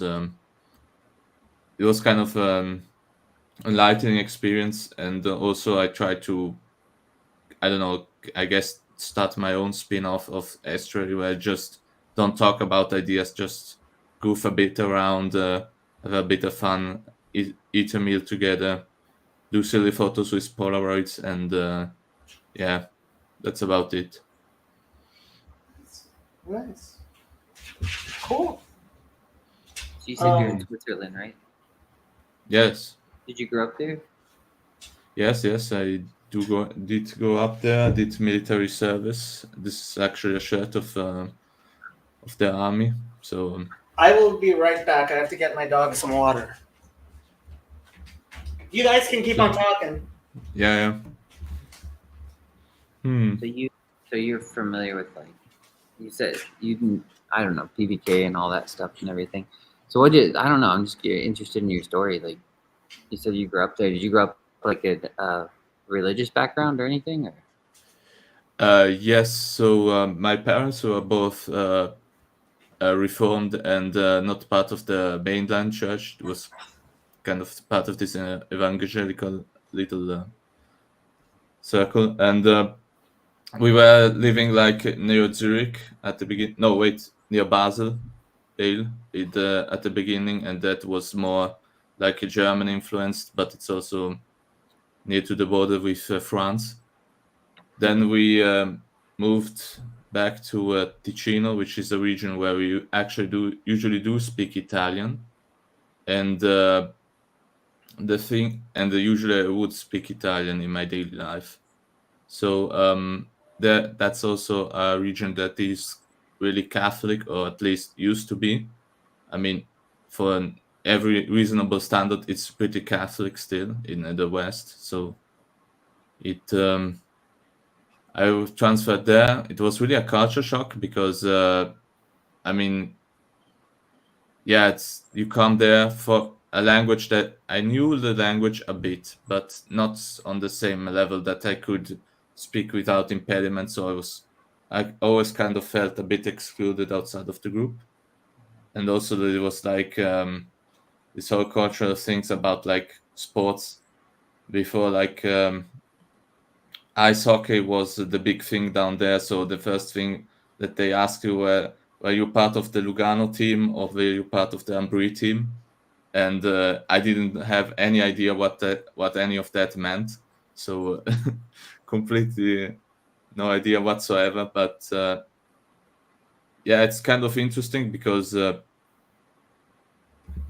thing about Switzerland is usually we inherit the new things later than you guys. So because I mean, if what happens usually, it's kind of, if you stay outside of the war, you don't see that much change as the other states around you, so like Germany and Italy and France, and therefore we kind of have this thing that things come later. As an example, like the America departed from the gold standard, what was it, in the 1970s with Richard Nixon, and we did it around just the year 2000 in the, I don't know if you remember, under which administration. It's not particularly important. And yeah, so there was like this crack epidemic of drugs in the side of New York, and we had it like 20 years later. And yeah, same thing for women's vote. So like Italy or Germany gave women the vote in 1918, and we just gave it in 1970. So you see, like there's like this delay that usually happens on stuff, usually just because we have like a bit more money, so we can stave off also some of the problems. But yeah, I mean, many of the problem of like the competency crisis are a bit lessened here, but I can see them coming. So it's always kind of an interesting really thing looking like at the rest of the world. So yeah. Have you ever spoken with Sherry? Sherry? Yeah, so her husband is Swiss, and she lived in Switzerland for a while. And I think two of her kids, at least one of her kids, lives in Switzerland. So she goes on a regular basis, and she speaks Swiss Dutch. So yeah, Dutch. well, Swiss, whatever the Swiss German, right? I think. Yeah, Swiss Yeah. German. Yeah. Isn't it? Yeah. I thought it was called Swiss Dutch. It isn't. Yeah, it's well. The funny thing, it's kind of the rhythm is really similar to Dutch on some level. So when sometimes if you're on vacation, you hear people speaking a certain way, and you go like, "Oh, I see. They come from Switzerland." And then you go down there, and what do you find out? No, they actually speak in Dutch. So Oh, But, okay. So yeah, I was getting them confused. Yeah, so Swiss German. I think she speaks Swiss German. I don't know. So I'm pretty sure. I'm pretty sure she can. Yeah, but she's usually more on the Grail Country channel a lot. She okay. kind of runs Well, that with Nate. yeah, I don't. I've not talked to her. No. She's nice. Yeah, She's a so- gem. You should, yeah. If you catch her, try hopping on, talking to her sometime. She's great. So are Sure. you because you said you kind of grew up in like a more Protestant area, but then you moved somewhere that was more broadly Catholic, and then Yes. you were talking about listening to Father Stephen D. Young. Is there a certain like religious bent you have now or something? Or Well, yeah. So at the beginning, I was like, I had this massive delusion about how I needed to convert 1,000 people in my lifetime. So what happened was like, yeah, now I need to study, and I started to study on the YouTubes, and the initial effect was like I became a borderline atheist because I didn't know anything. So I guess that was that. But still, then I needed to like find a way, some intellectual currency to bring myself, because I wouldn't be an atheist. That just didn't work out for me. Like, how did I have to interact with values? So I started to like do a research, and then a certain Jordan Peterson appeared, and that led to Jonathan Pajot. And yes, so I started to lose like orthodox currency, I guess, and start making sense of things. So then I thought to myself, well, since I'm a Protestant, I would like remain inside of Protestantism, because it doesn't make much sense to like run away and just start over. But then I started, and so then I started talking to my local pastor, like, about becoming part of the youth group, and we had a bit of a disagreement, and then like and there was also a bit about icons, that he taught me that God doesn't like icons. And I was like, well, the orthodox ways of explaining things is, and he was like, no, God doesn't like icons. And I was like, oh, I guess, yeah, I was getting a bit too, how can I say this, too intellectual about things. And but I really didn't like that. So I was kind of, I actually like Orthodoxy more, because I visited a monastery with a few of the German Estuary people, and I was kind of, well, if I like it that much, then I'll just go for it. and yeah, so I went for it, and yeah, now I go to this small monastery that we have here near Lugano, and yeah, there's like this old hermit that lives there, so That's cool. it's kind of a special place that isn't. Yeah, it's kind of a special place. Yes. Which patriarch? Patriarch? Russia. Russia. Yeah. So you said you had this idea of converting 1,000 people. Why specifically 1,000? Yeah, it was kind of just being like a reformed warrior about, yeah, we need to take back the West and whatever. So, yeah, Okay. a bit too ambitious, I guess. But yeah, People have done it. I don't know. yeah, But but I it's like the also a zeal. question of quality, I guess. Yeah. The Yeah, zeal's it's just nice. kind of an inside of Orthodoxy. It's kind of, yeah, you can pretend like you change your life around, but what does it usually business looks like? And yeah. That's cool. Well, I should probably hop off here, guys. It's almost 1 a.m. So I gotta get up and go to Lowe's in the morning too. So another run to Lowe's. Have All fun. right. More drywall. But Yeah. yeah, it was great talking to you, Jacob. It was great meeting you, Gil. I will hopefully talk to you again soon. Sure. All right. See ya. Good night. So, Yeah. Gil, what do you want to talk about? Yeah. I don't know, Catholicism, I guess. Yeah, it's kind of, Why Catholicism? yeah. I don't know. It's kind of my daddy issues, I guess, on some level, because this region is really Catholic. So on some level, it's kind of the most immediate thing that you can interact with. And like people still go to a church like pretty regularly. So like this church down at my village that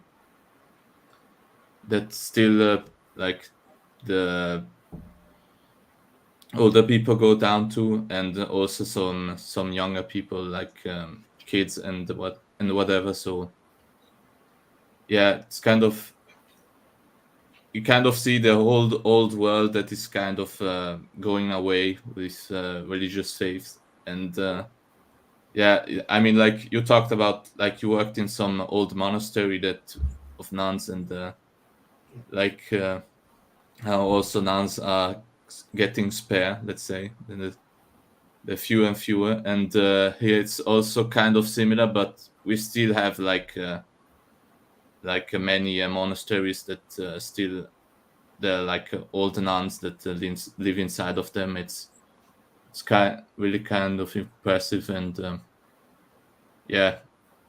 Yeah, I'm kind of wondering. I mean, you mentioned speaking to your pastor who didn't like icons. I mean, that doesn't necessarily mean. I mean, you could have become Catholic as well. So I'm Yeah, kind of that's wondering- exactly it. Yeah, so I'm kind of wondering what made you go all the way to Eastern Orthodoxy. Yeah, I guess on some level it was just the most popular thing inside of this little corner of the internet, so I'll just admit that. And yeah, at the same time, yeah, I went to this like, as stated, I went to this monastery inside of Germany, and I really did like it there. So, but yeah, it's the one thing I'll admit. I sound you like posting on Twitter, like if you are like in a Catholic area and you go to Orthodoxy, like it's kind of a questionable thing, and I have kind of to admit, yeah, you're probably right, but still, I mean, I like the fact that I go to a monastery on Sundays is kind of because it's a spiritually elite place. So I kind of like how it's going down there. So like there is also this Orthodox church in Zurich that is there are like many people there sometimes, and I don't know, I can't concentrate in the same way on the liturgy. So yeah, it's kind of a difficult thing, and yeah. So that's actually one thing I emphasize to people in real life is it's really cute to have like this idea that, oh, like I would pick to go to this type of church or that type of church, right? But ultimately, it's about the actual church you go to and the one you actually belong to, right? And the people who you can be part of their community with, right? So if you're going to a monastery on a regular basis, right? Especially, I mean, hopefully you have a good relationship with at least one of the monks there, right? Then a lot of this hypothetical, oh, I should be X, Y, or Z, it doesn't matter because this is the church, this is the community that you are actually being a part of, right? And that's actually more important than any idea you might have about how things should be. Yeah. Yeah, I was kind of wrestling with that, and yeah, I don't still need to take a few decisions about that. Yes. Yeah. Have you been baptized into the Orthodox Church or not yet? No, not yet, and it was kind of an ordeal of the last year about going to Orthodoxy. So yeah. Well, are you a catechumen yet or not yet?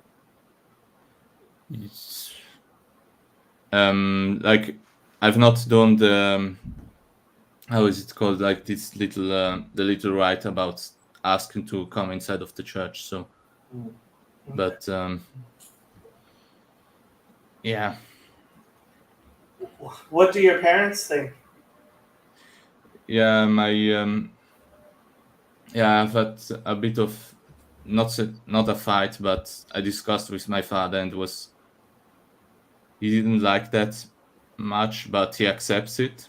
So like there is not like open hostility. It's more like, yeah, what about this? And we discuss it, and then the discussion is over. It's not like this continuous warfare that it's more, yeah. And my mother is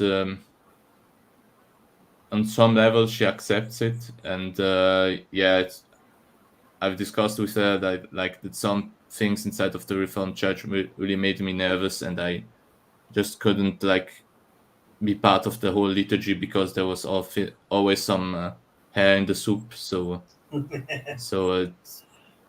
I couldn't just like deactivate my conscious part on some level to take part on the whole proceedings.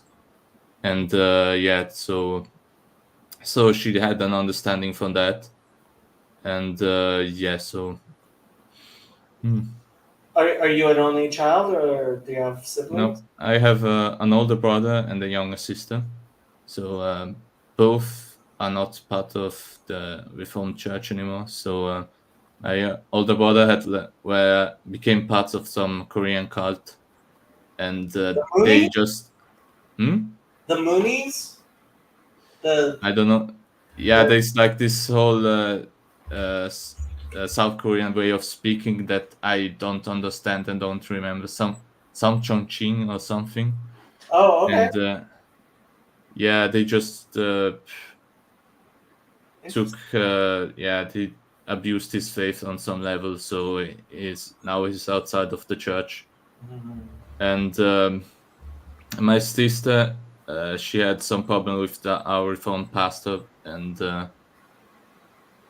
about the whole LGBT issue, so she went outside of the church. But yeah, sometimes she still gets invited to the birthday parties of the girls of my old church. So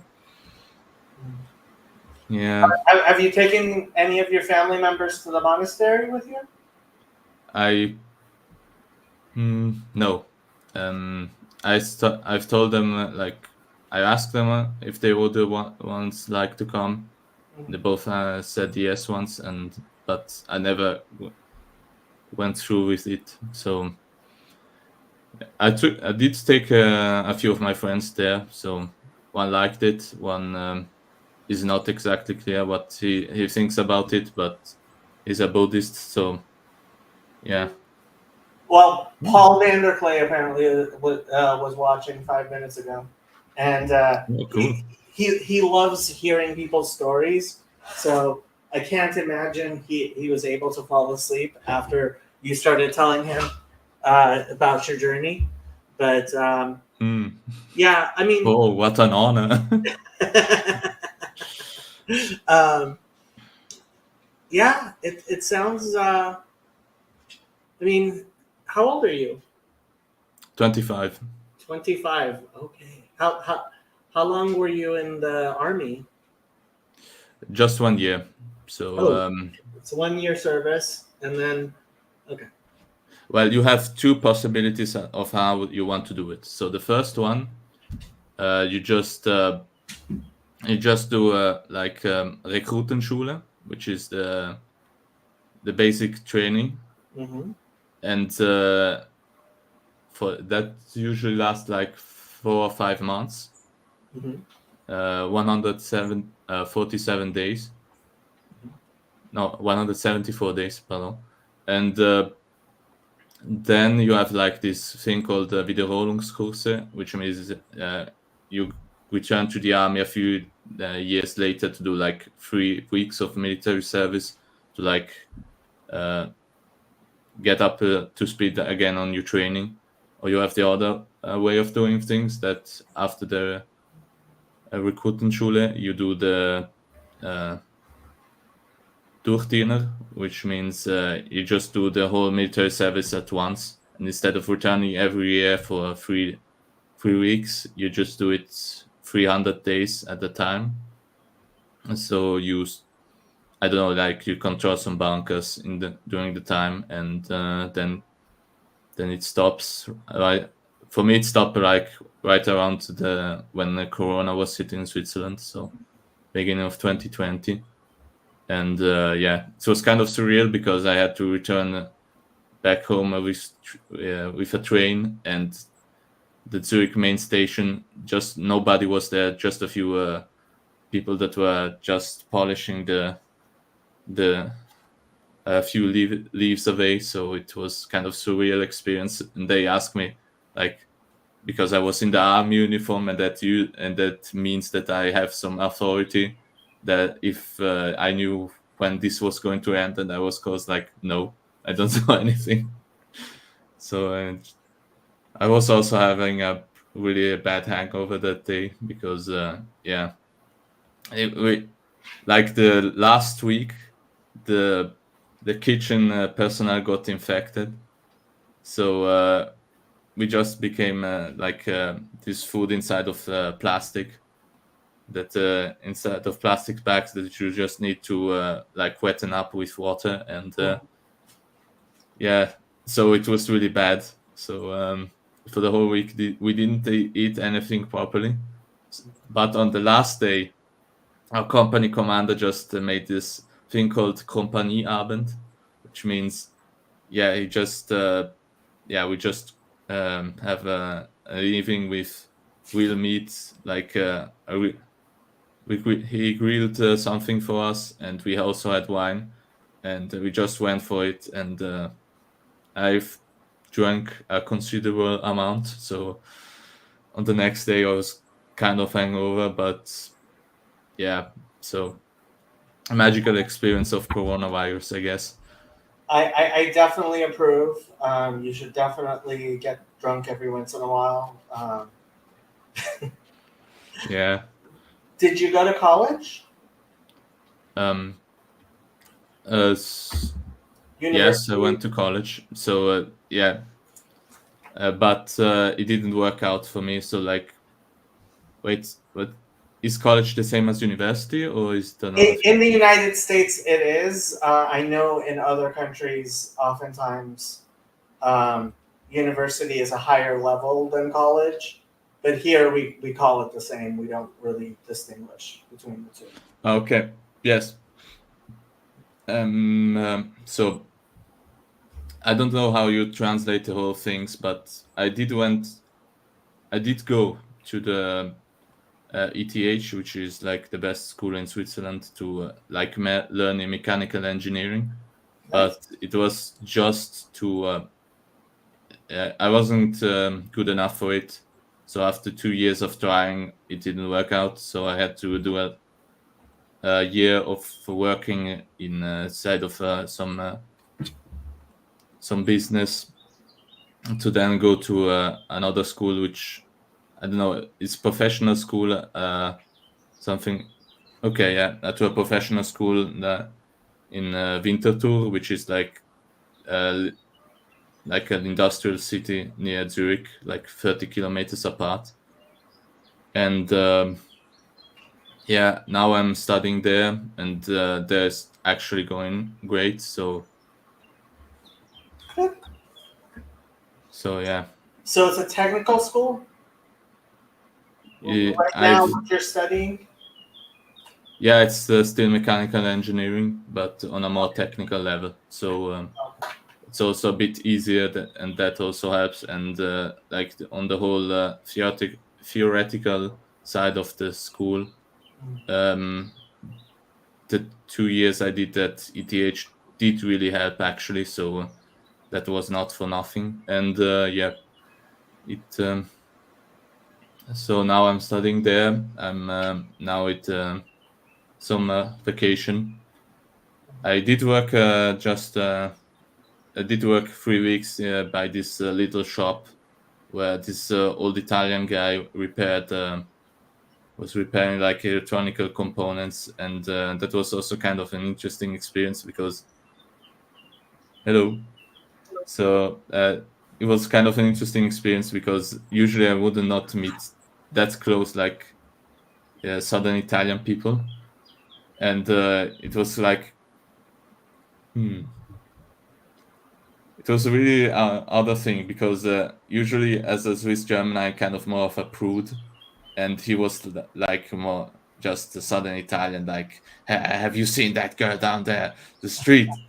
And yeah, on the last day I kind of told him, yeah, there's like this really nice girl at the post office. It was on the last day. It was like, yeah, let's go visit her, and just we went to the post office and started talking, asking her questions first on technical issues, and then he managed to talk to her about her life, and and then we went down to the bar together. It was kind of an interesting experience because I didn't make it wasn't planned that I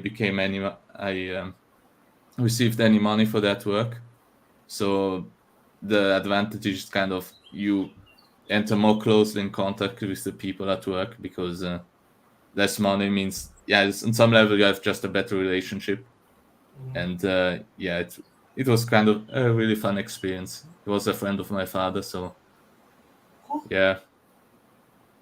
And you got to Little meet a slices girl. of life. And you got to chat up a girl. That sounds great. Yeah. Life skills. Yeah, but I need still to refine the art, let's say, because yeah, something that takes its time. Yeah, I mean, I highly always recommend to everyone take dance classes. Dancing, like dance classes, knowing how to dance, find some sort of music you like to dance to, take a dance class. You will. I have yet to hear anybody tell me it wasn't a good way of being able to talk to girls more, and you know, just in general, being able to have something like, "Hey, you want to go dance?" is a really good and easy way to strike up a conversation. Yeah. I feel like my my fiance and I's version of dance class is we actually will swim together for like exercise, like we'll do lap swimming together. So that's kind of been our thing as of recently. So yeah, but asking a girl to go swimming isn't a good first date. No, but this isn't like a date thing. Oh, okay. Well, when you said dancing, I thought you meant just like as an activity. As an activity. Well, okay. So I recommend dancing to nerdy guys who aren't sure how to approach a girl and ask her out, because at the dance classes there will likely be girls you will dance with anyway. But once you know how to dance, you can go places where there will be girls, and knowing how to dance will actually make you more confident. And it's really easy to then, if you see a girl you like, go up and say, "Hey, would you like to dance?" And if you're good at dancing, there's no reason for her to say no. And if she says no, okay, she says no. She didn't want to go dancing. Like, so I think it's good, like, easy. I don't know how to approach a girl. Learn to dance. Go take a dance class. Actually, yeah, as far like, especially for, okay, as soon as you said confidence booster, I was like, okay, yeah, that makes sense. Okay. Yep. And not at Friday Night Magic. Correct. Friday Night Magic is not the great thing. I'm sorry, Cassandra and the other girls went to bed. I actually want to know what they thought about dancing. But yes, you are absolutely correct that Friday Night Magic is not a good place to meet girls. Yes. Yeah. Jill, you said you were studying for mechanical engineering. Yes. Okay, so I have an important question for you. What is your favorite German car? German color? Car. Oh, wait. Oh. Yeah, I guess because I worked at the facility of Porsche in Lugano, I guess it's a Porsche. So. Oh, you did? Oh, okay, that's awesome. Okay. Yeah, just for 5 weeks, but that was also kind of a surreal experience. Because, I just go for it. Like this, it was really kind of strange because it's kind of a group I usually don't interact with, since I'm kind of I guess middle class nerdy guy, and there it was like just these mechanics that were always talking about girls and stuff, and it was kind of surreal experience. And so they were talking like, not after work we just go to nearby brothel, and they were like kind of, "Do you want to come? It's not a sin." And they did it with such love. They were not presumptuous about it. It was like, "Yeah, do you want to come to the brothel? It's not a sin." It was kind of, I don't know about that, but wait, are these other engineers, or are these like people that are like working on the shop floor? Those were mechanics, like guys that just lived for machines and repairing motors and all the whole components and Zündkerzen and stuff, and the whole technical aspect of it, just repairing I know the whole terminology in German and in Italian, but in English I don't know it that much well.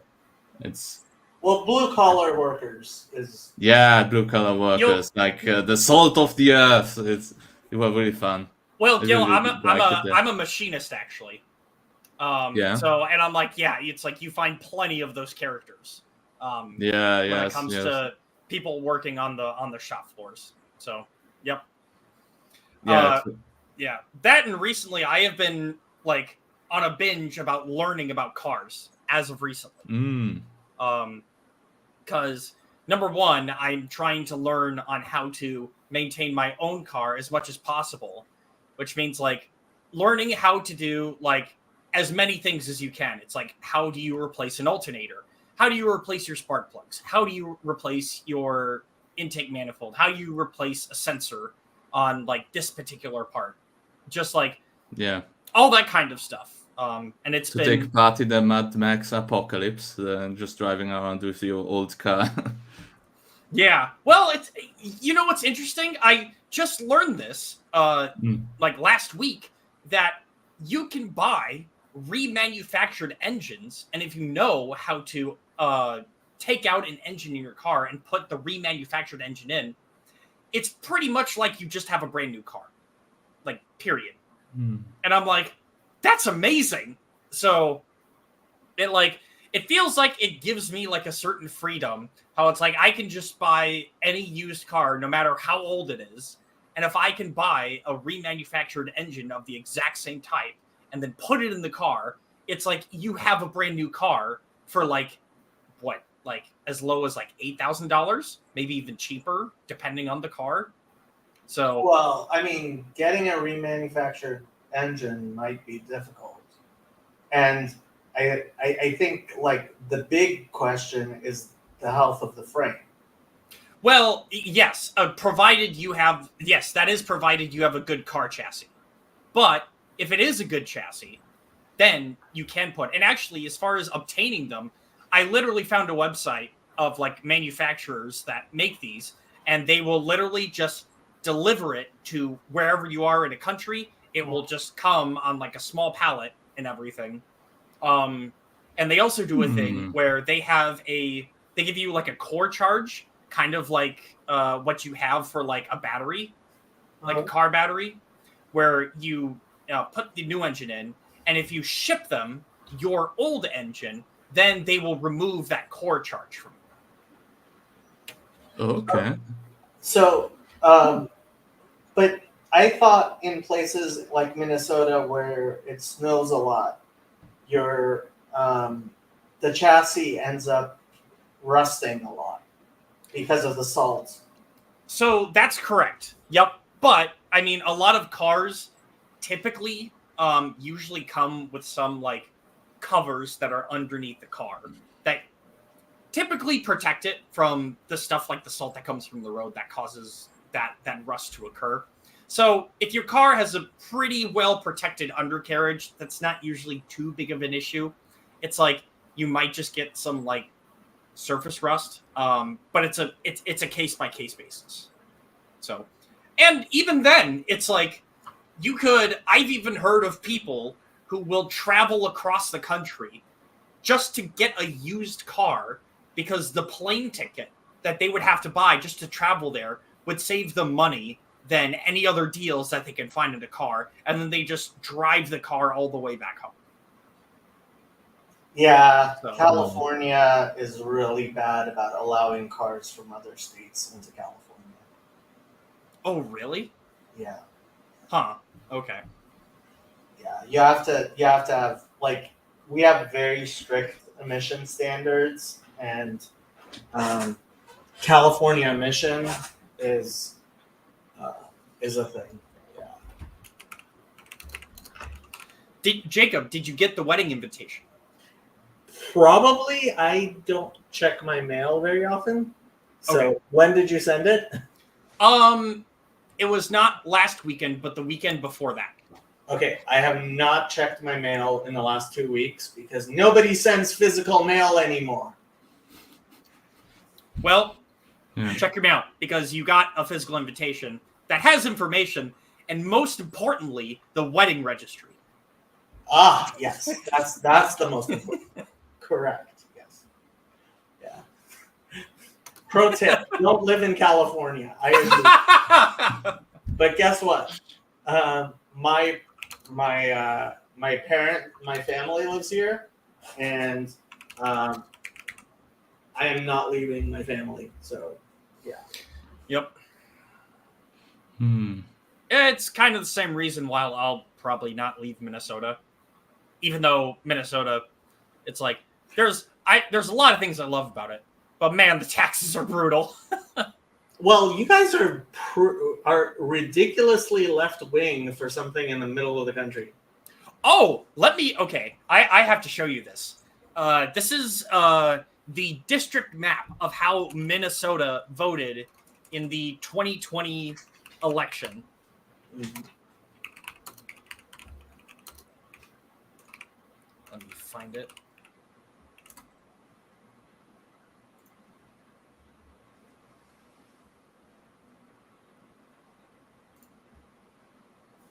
Is it just a few dots of blue inside of a red sea?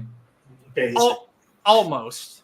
Yeah, Sure. it's kind of that way everywhere, I guess. I mean, also here when we vote, it's usually just a few dots of left wing inside of left wing people inside of cities that vote a certain way, and the whole other So that vote the other way. I sent it to you, Jacob. You But, sent it to me on. There it is. Oh wow, that's actually less of a thing than I thought it would be.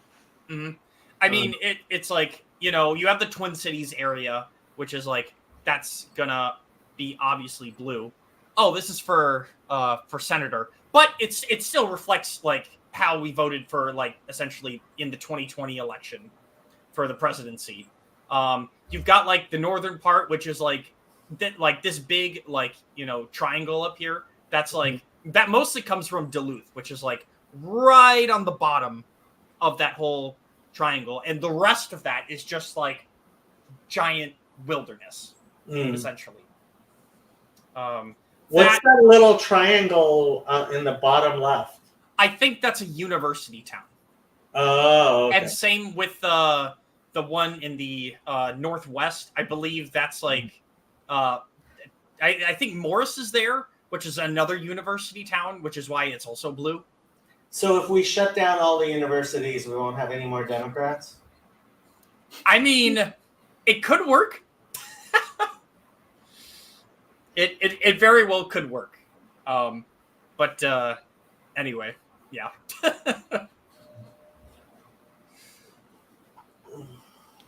Huh.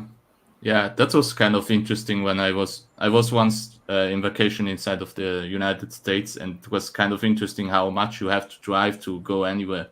It's like Yeah. it's like here, if I drive for like half an hour inside of Milan, here if I drive the other way, half an hour inside of the mountains, but there's like still buildings down there. So where I live, it's pretty much everywhere. There's like houses and whatever. So it's Yeah.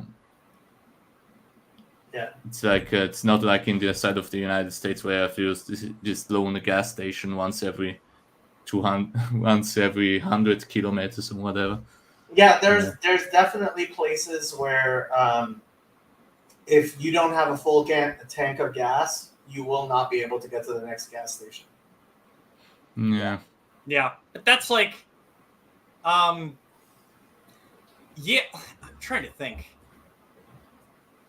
Yeah. There's definitely locations like that. I'm trying to think of the widest stretch. I guess I've driven across like North Dakota, the long way, into Montana, and definitely there are definitely stretches where you have to plan your gas station stops. Otherwise, yeah, you will be left stranded. Yeah, around here, I mean, if there's not a gas station within 100 miles, they'll actually post a warning, like next gas station 100 and whatever miles or whatever on the major roads. But that doesn't, like, that's rare. But if you're going out into the desert or into the hills, like California is a really huge state. I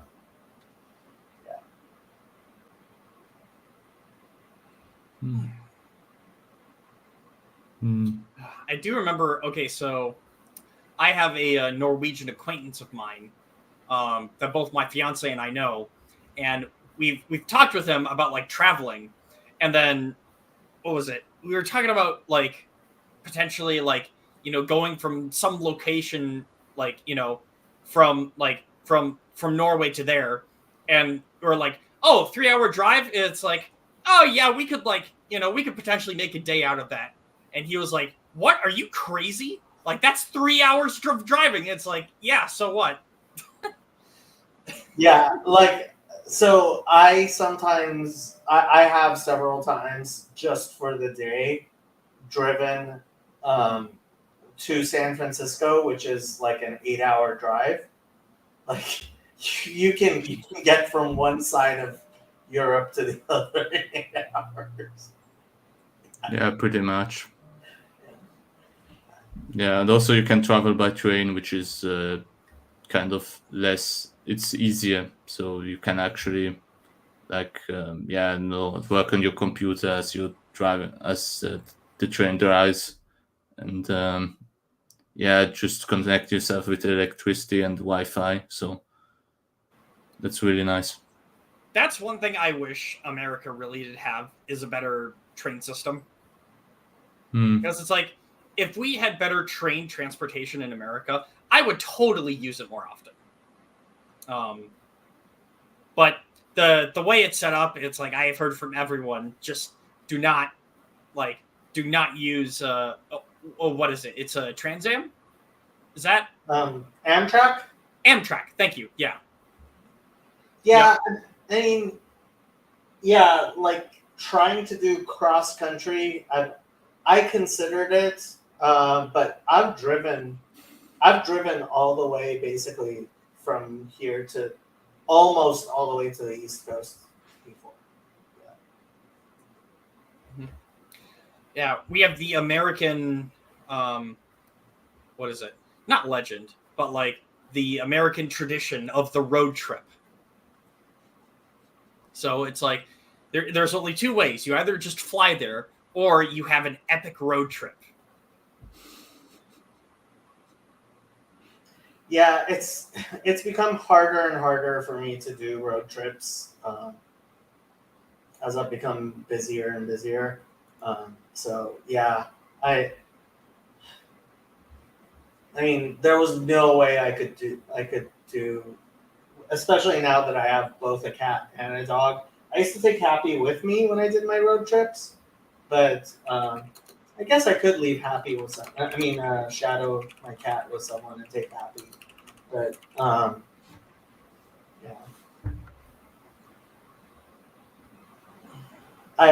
Elijah says, I've driven across the country. Only takes 3 days. Jacob, have you ever heard of the Cannonball Run? Isn't that a movie? Yes, it is a movie. But there are people that do that in real life. What I'm pretty sure I saw the movie, but I think that's when I was a kid. What is it? Is it the one I'm thinking of where it's a race across the entire country? Yeah. They start from New York City to I think Los Angeles, I believe. Right. Movies Okay. with Burt Reynolds and Dom DeLuise. Yeah, I've seen, like, it's a series of movies, and I definitely did see them. Yeah, there are people that have done it, and they the amount of planning they do is like crazy. Like, they essentially have they super their cars so that way they never have to stop they stop for gas. From New York City to Los Angeles. Mm-hmm. Yeah. And what's the current record? I think it's like I want to 26 hours. I think 25 hours, 39 minutes. Okay. Yeah. Mm-hmm. They will have scout cars that will drive ahead and get nicked by cops, so that way they can fly past them, right? And on top of that, they have all this other surveillance stuff that what is it? It's I want to say it's some anti-satellite surveillance thing, because or it's either that or anti-helicopter surveillance. It's like in some way that they can see you and catch you when you're speeding. But anyway, it's, I don't know, super interesting. Very, very illegal, but very interesting. Well, it doesn't look like anybody got killed yet. Oh, doing this? Not that I've heard. Also, Clown, I'm not sure which video you were talking about.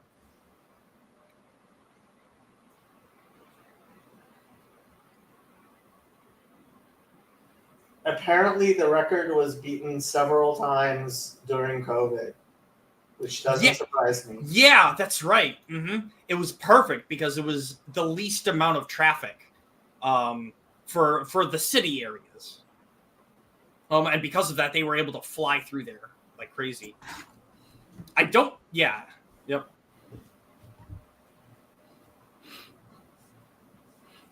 Yeah, I've heard a similar thing here in Europe where you start, like, I don't know, in France somewhere with a really bad car and you have to drive as speedily as you can down to Mongolia.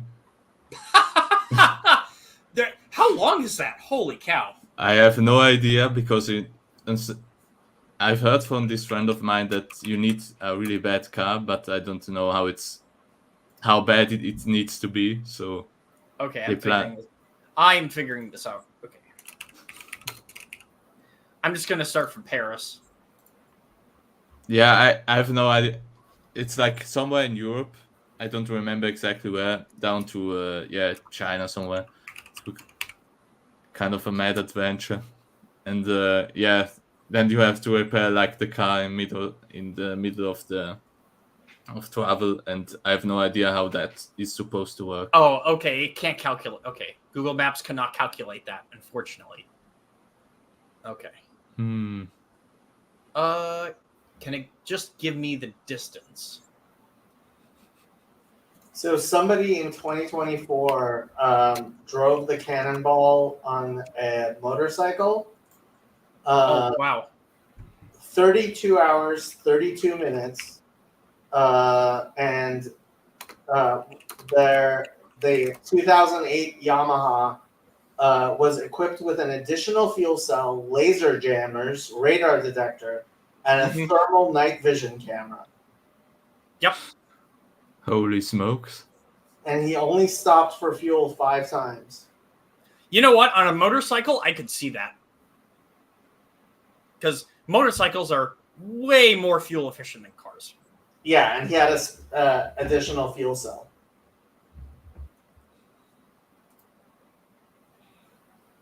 Interesting. Crazy stuff. Okay, so the distance from France to Mongolia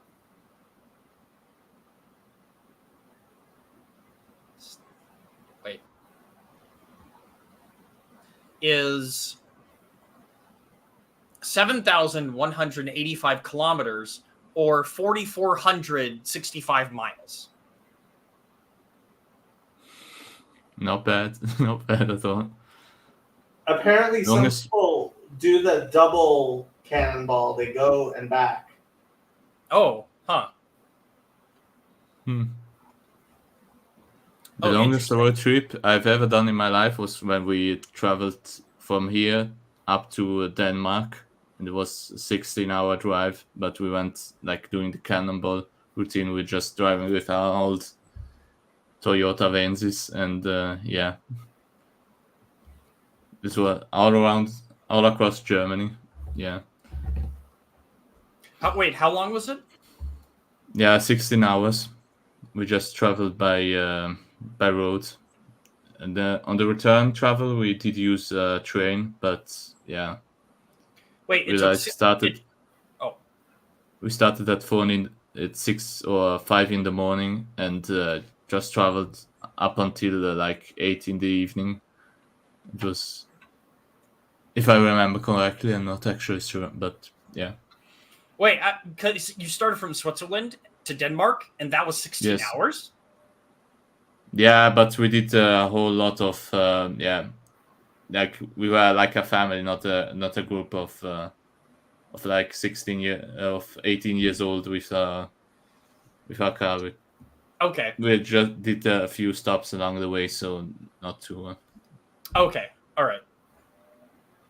The other interesting I- thing about that travel was the first time that we actually used a DVD player inside of the car, because up until then we didn't have any of it, and we just had to endure the whole traveling thing, like looking out of the windscreen. But then we bought for the first time like this DVD player, and it really helped us kids to not complain the whole travel.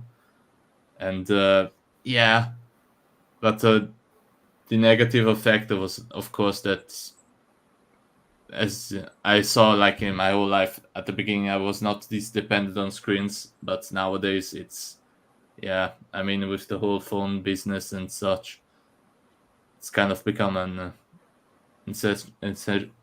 important part of the life. Yeah. Yep, you know what? When I was on road trips with my family, I had a Nintendo DS, and I played a lot of Pokemon on that Nintendo DS. Yeah, I also played a lot of Nintendo DS, but by us it was more Mario Kart and Mario Party. That was the I loved playing Mario Kart when I was a teenager. I still do like playing Yeah. Mario Kart.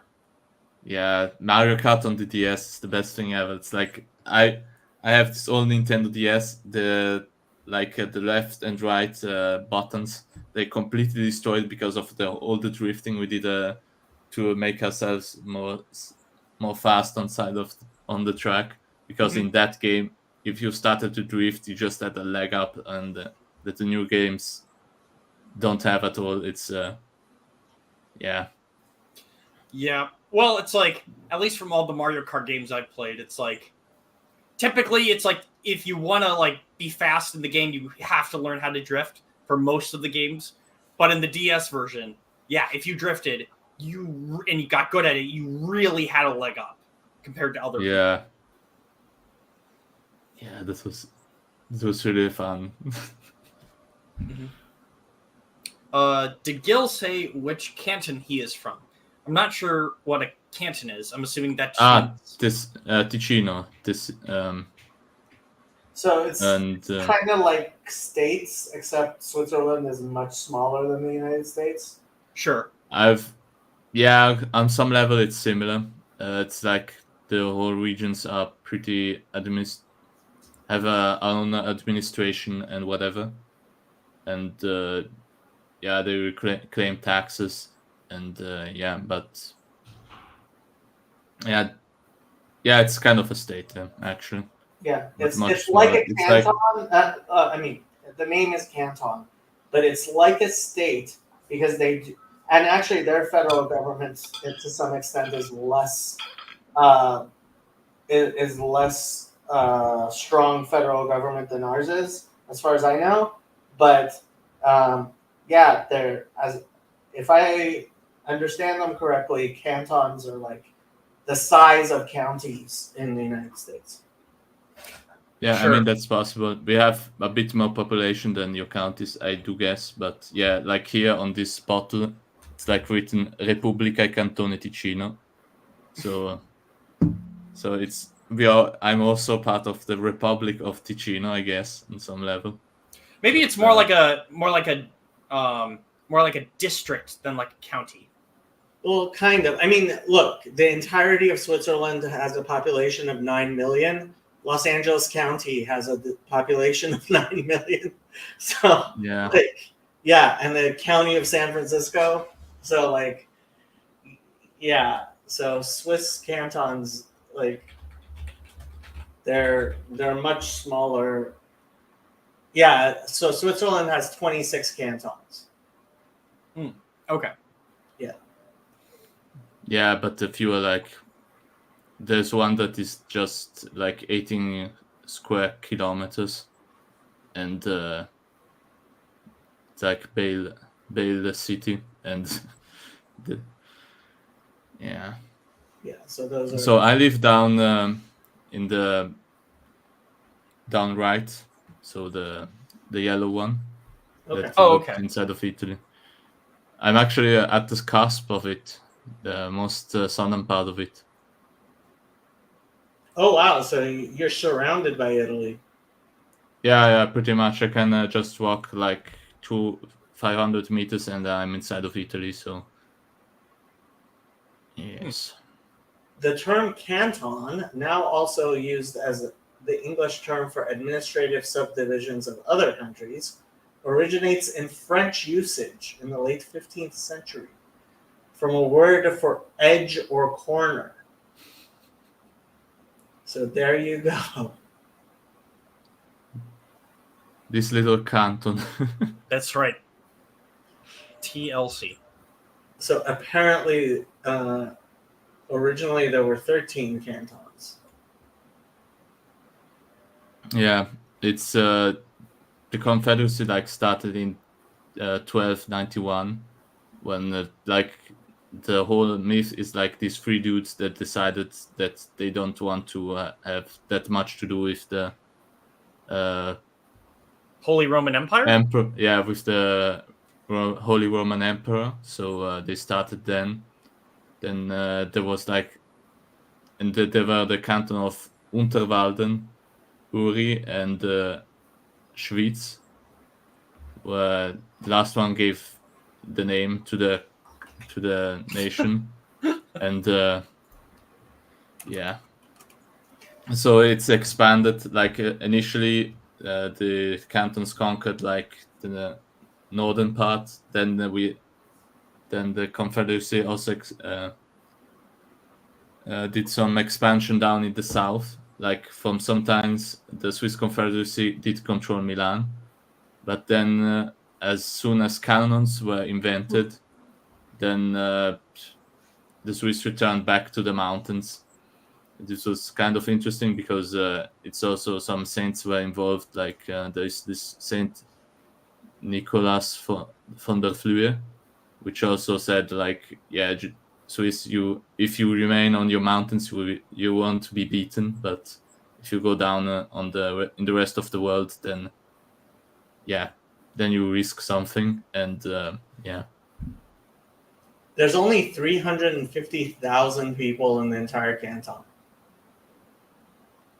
yeah. I mean, for our standards, that's a pretty major canton. Yeah, 350,000 is, well, there are states that are that small, but that's, I don't think that qualifies. Does that qualify for a single representative? I'm not sure. 3? Yeah, I would think so. You 'Cause Americans, so you hold metric system. Average is 700,000 people in each congressional district. Okay. Yeah.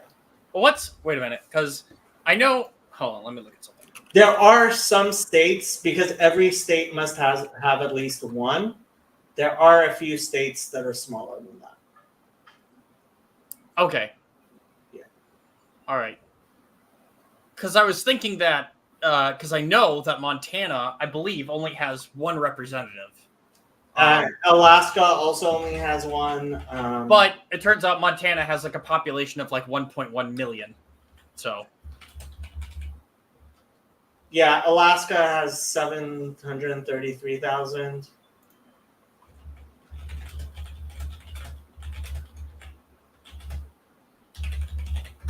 So the Wyoming is the least populous state. Oh, it is. I actually didn't know that. Actually, our system of governance, so the whole state is actually based on the United States. So like this, we also have like this Consiglio degli Stati, which is like your Senate, and the low chamber, which is your how do you call it? House of Representatives as well. Yeah, it's like the House of Representatives. The only thing that changes is like we don't have a president really. It's kind of more one of the seven of the Gran Consiglio. No, wait, I've got that definition wrong. It's like 7 people, and everywhere it changes who is kind of the rotating presidents. Yeah, pretty much. But I mean, we don't have to face as much uncertainty as the United States, so this actually works. So I have no idea what Romansh is, but apparently Elijah wants to know if you can understand it. well, not that much really, because the thing about Romance is it's kind of a language that was invented during World War II. It's before it was kind of actually many dialects inside of the canton of Graubünden, and because of the whole irredentismo of Italy, and like taking back the thing about taking back like nationalism, and therefore if we speak the same language with the same people, they want, like, there was this terror about how Hitler wants the Swiss German part of Switzerland, and France would get like the French speaking part, and the Italians would get Ticino. So we kind of had to throw a wrench inside of the whole thing, and we elevated a local dialect inside of the most western canton to a national language. But I did some research on it, and it turns out it's like 4 different dialects that got cobbled into one, and actually every 4 of these little dialects has its own history and literature. So it's kind of, yeah. On some level, the other thing that is interesting is like if you are like on the high valleys and you speak the local dialect there, you usually could understand like Romansh on some pretty basic level. So yeah. Doesn't like when, you know, like amongst political figures, when like, you know, in the Senate or whatnot, don't they speak English, or am I wrong on that? Usually they don't speak English, but like there are like many people that as soon as you're inside of politics, you need to master a few languages. So at least German or and French usually, but also Italian helps. And yeah, Romansh, I've not heard it that much. Sometimes when I'm traveling inside of the Graubünden canton, I see on some advertising in Romansh, but usually it's not. I've heard it a few times in my life spoken by people, but it's kind of rare. So, and also the few people that speak it, like many go to Zurich and live there. So because there's more opportunity instead of living up in the mountains, so that's also going away. But yes, there's still a few people that manage to speak it. All right, well, I think I gotta sign off because I have to do some stuff and then I gotta go to bed. So Yeah, I should probably end the stream. Yeah. It was very nice talking to you. Was there anything else you wanted to talk about before we signed off? I got nothing. No, I also have nothing. So yeah. You're always welcome. It was nice finally meeting you. And I am going to go to bed. Good night, people. All right, goodbye, YouTube.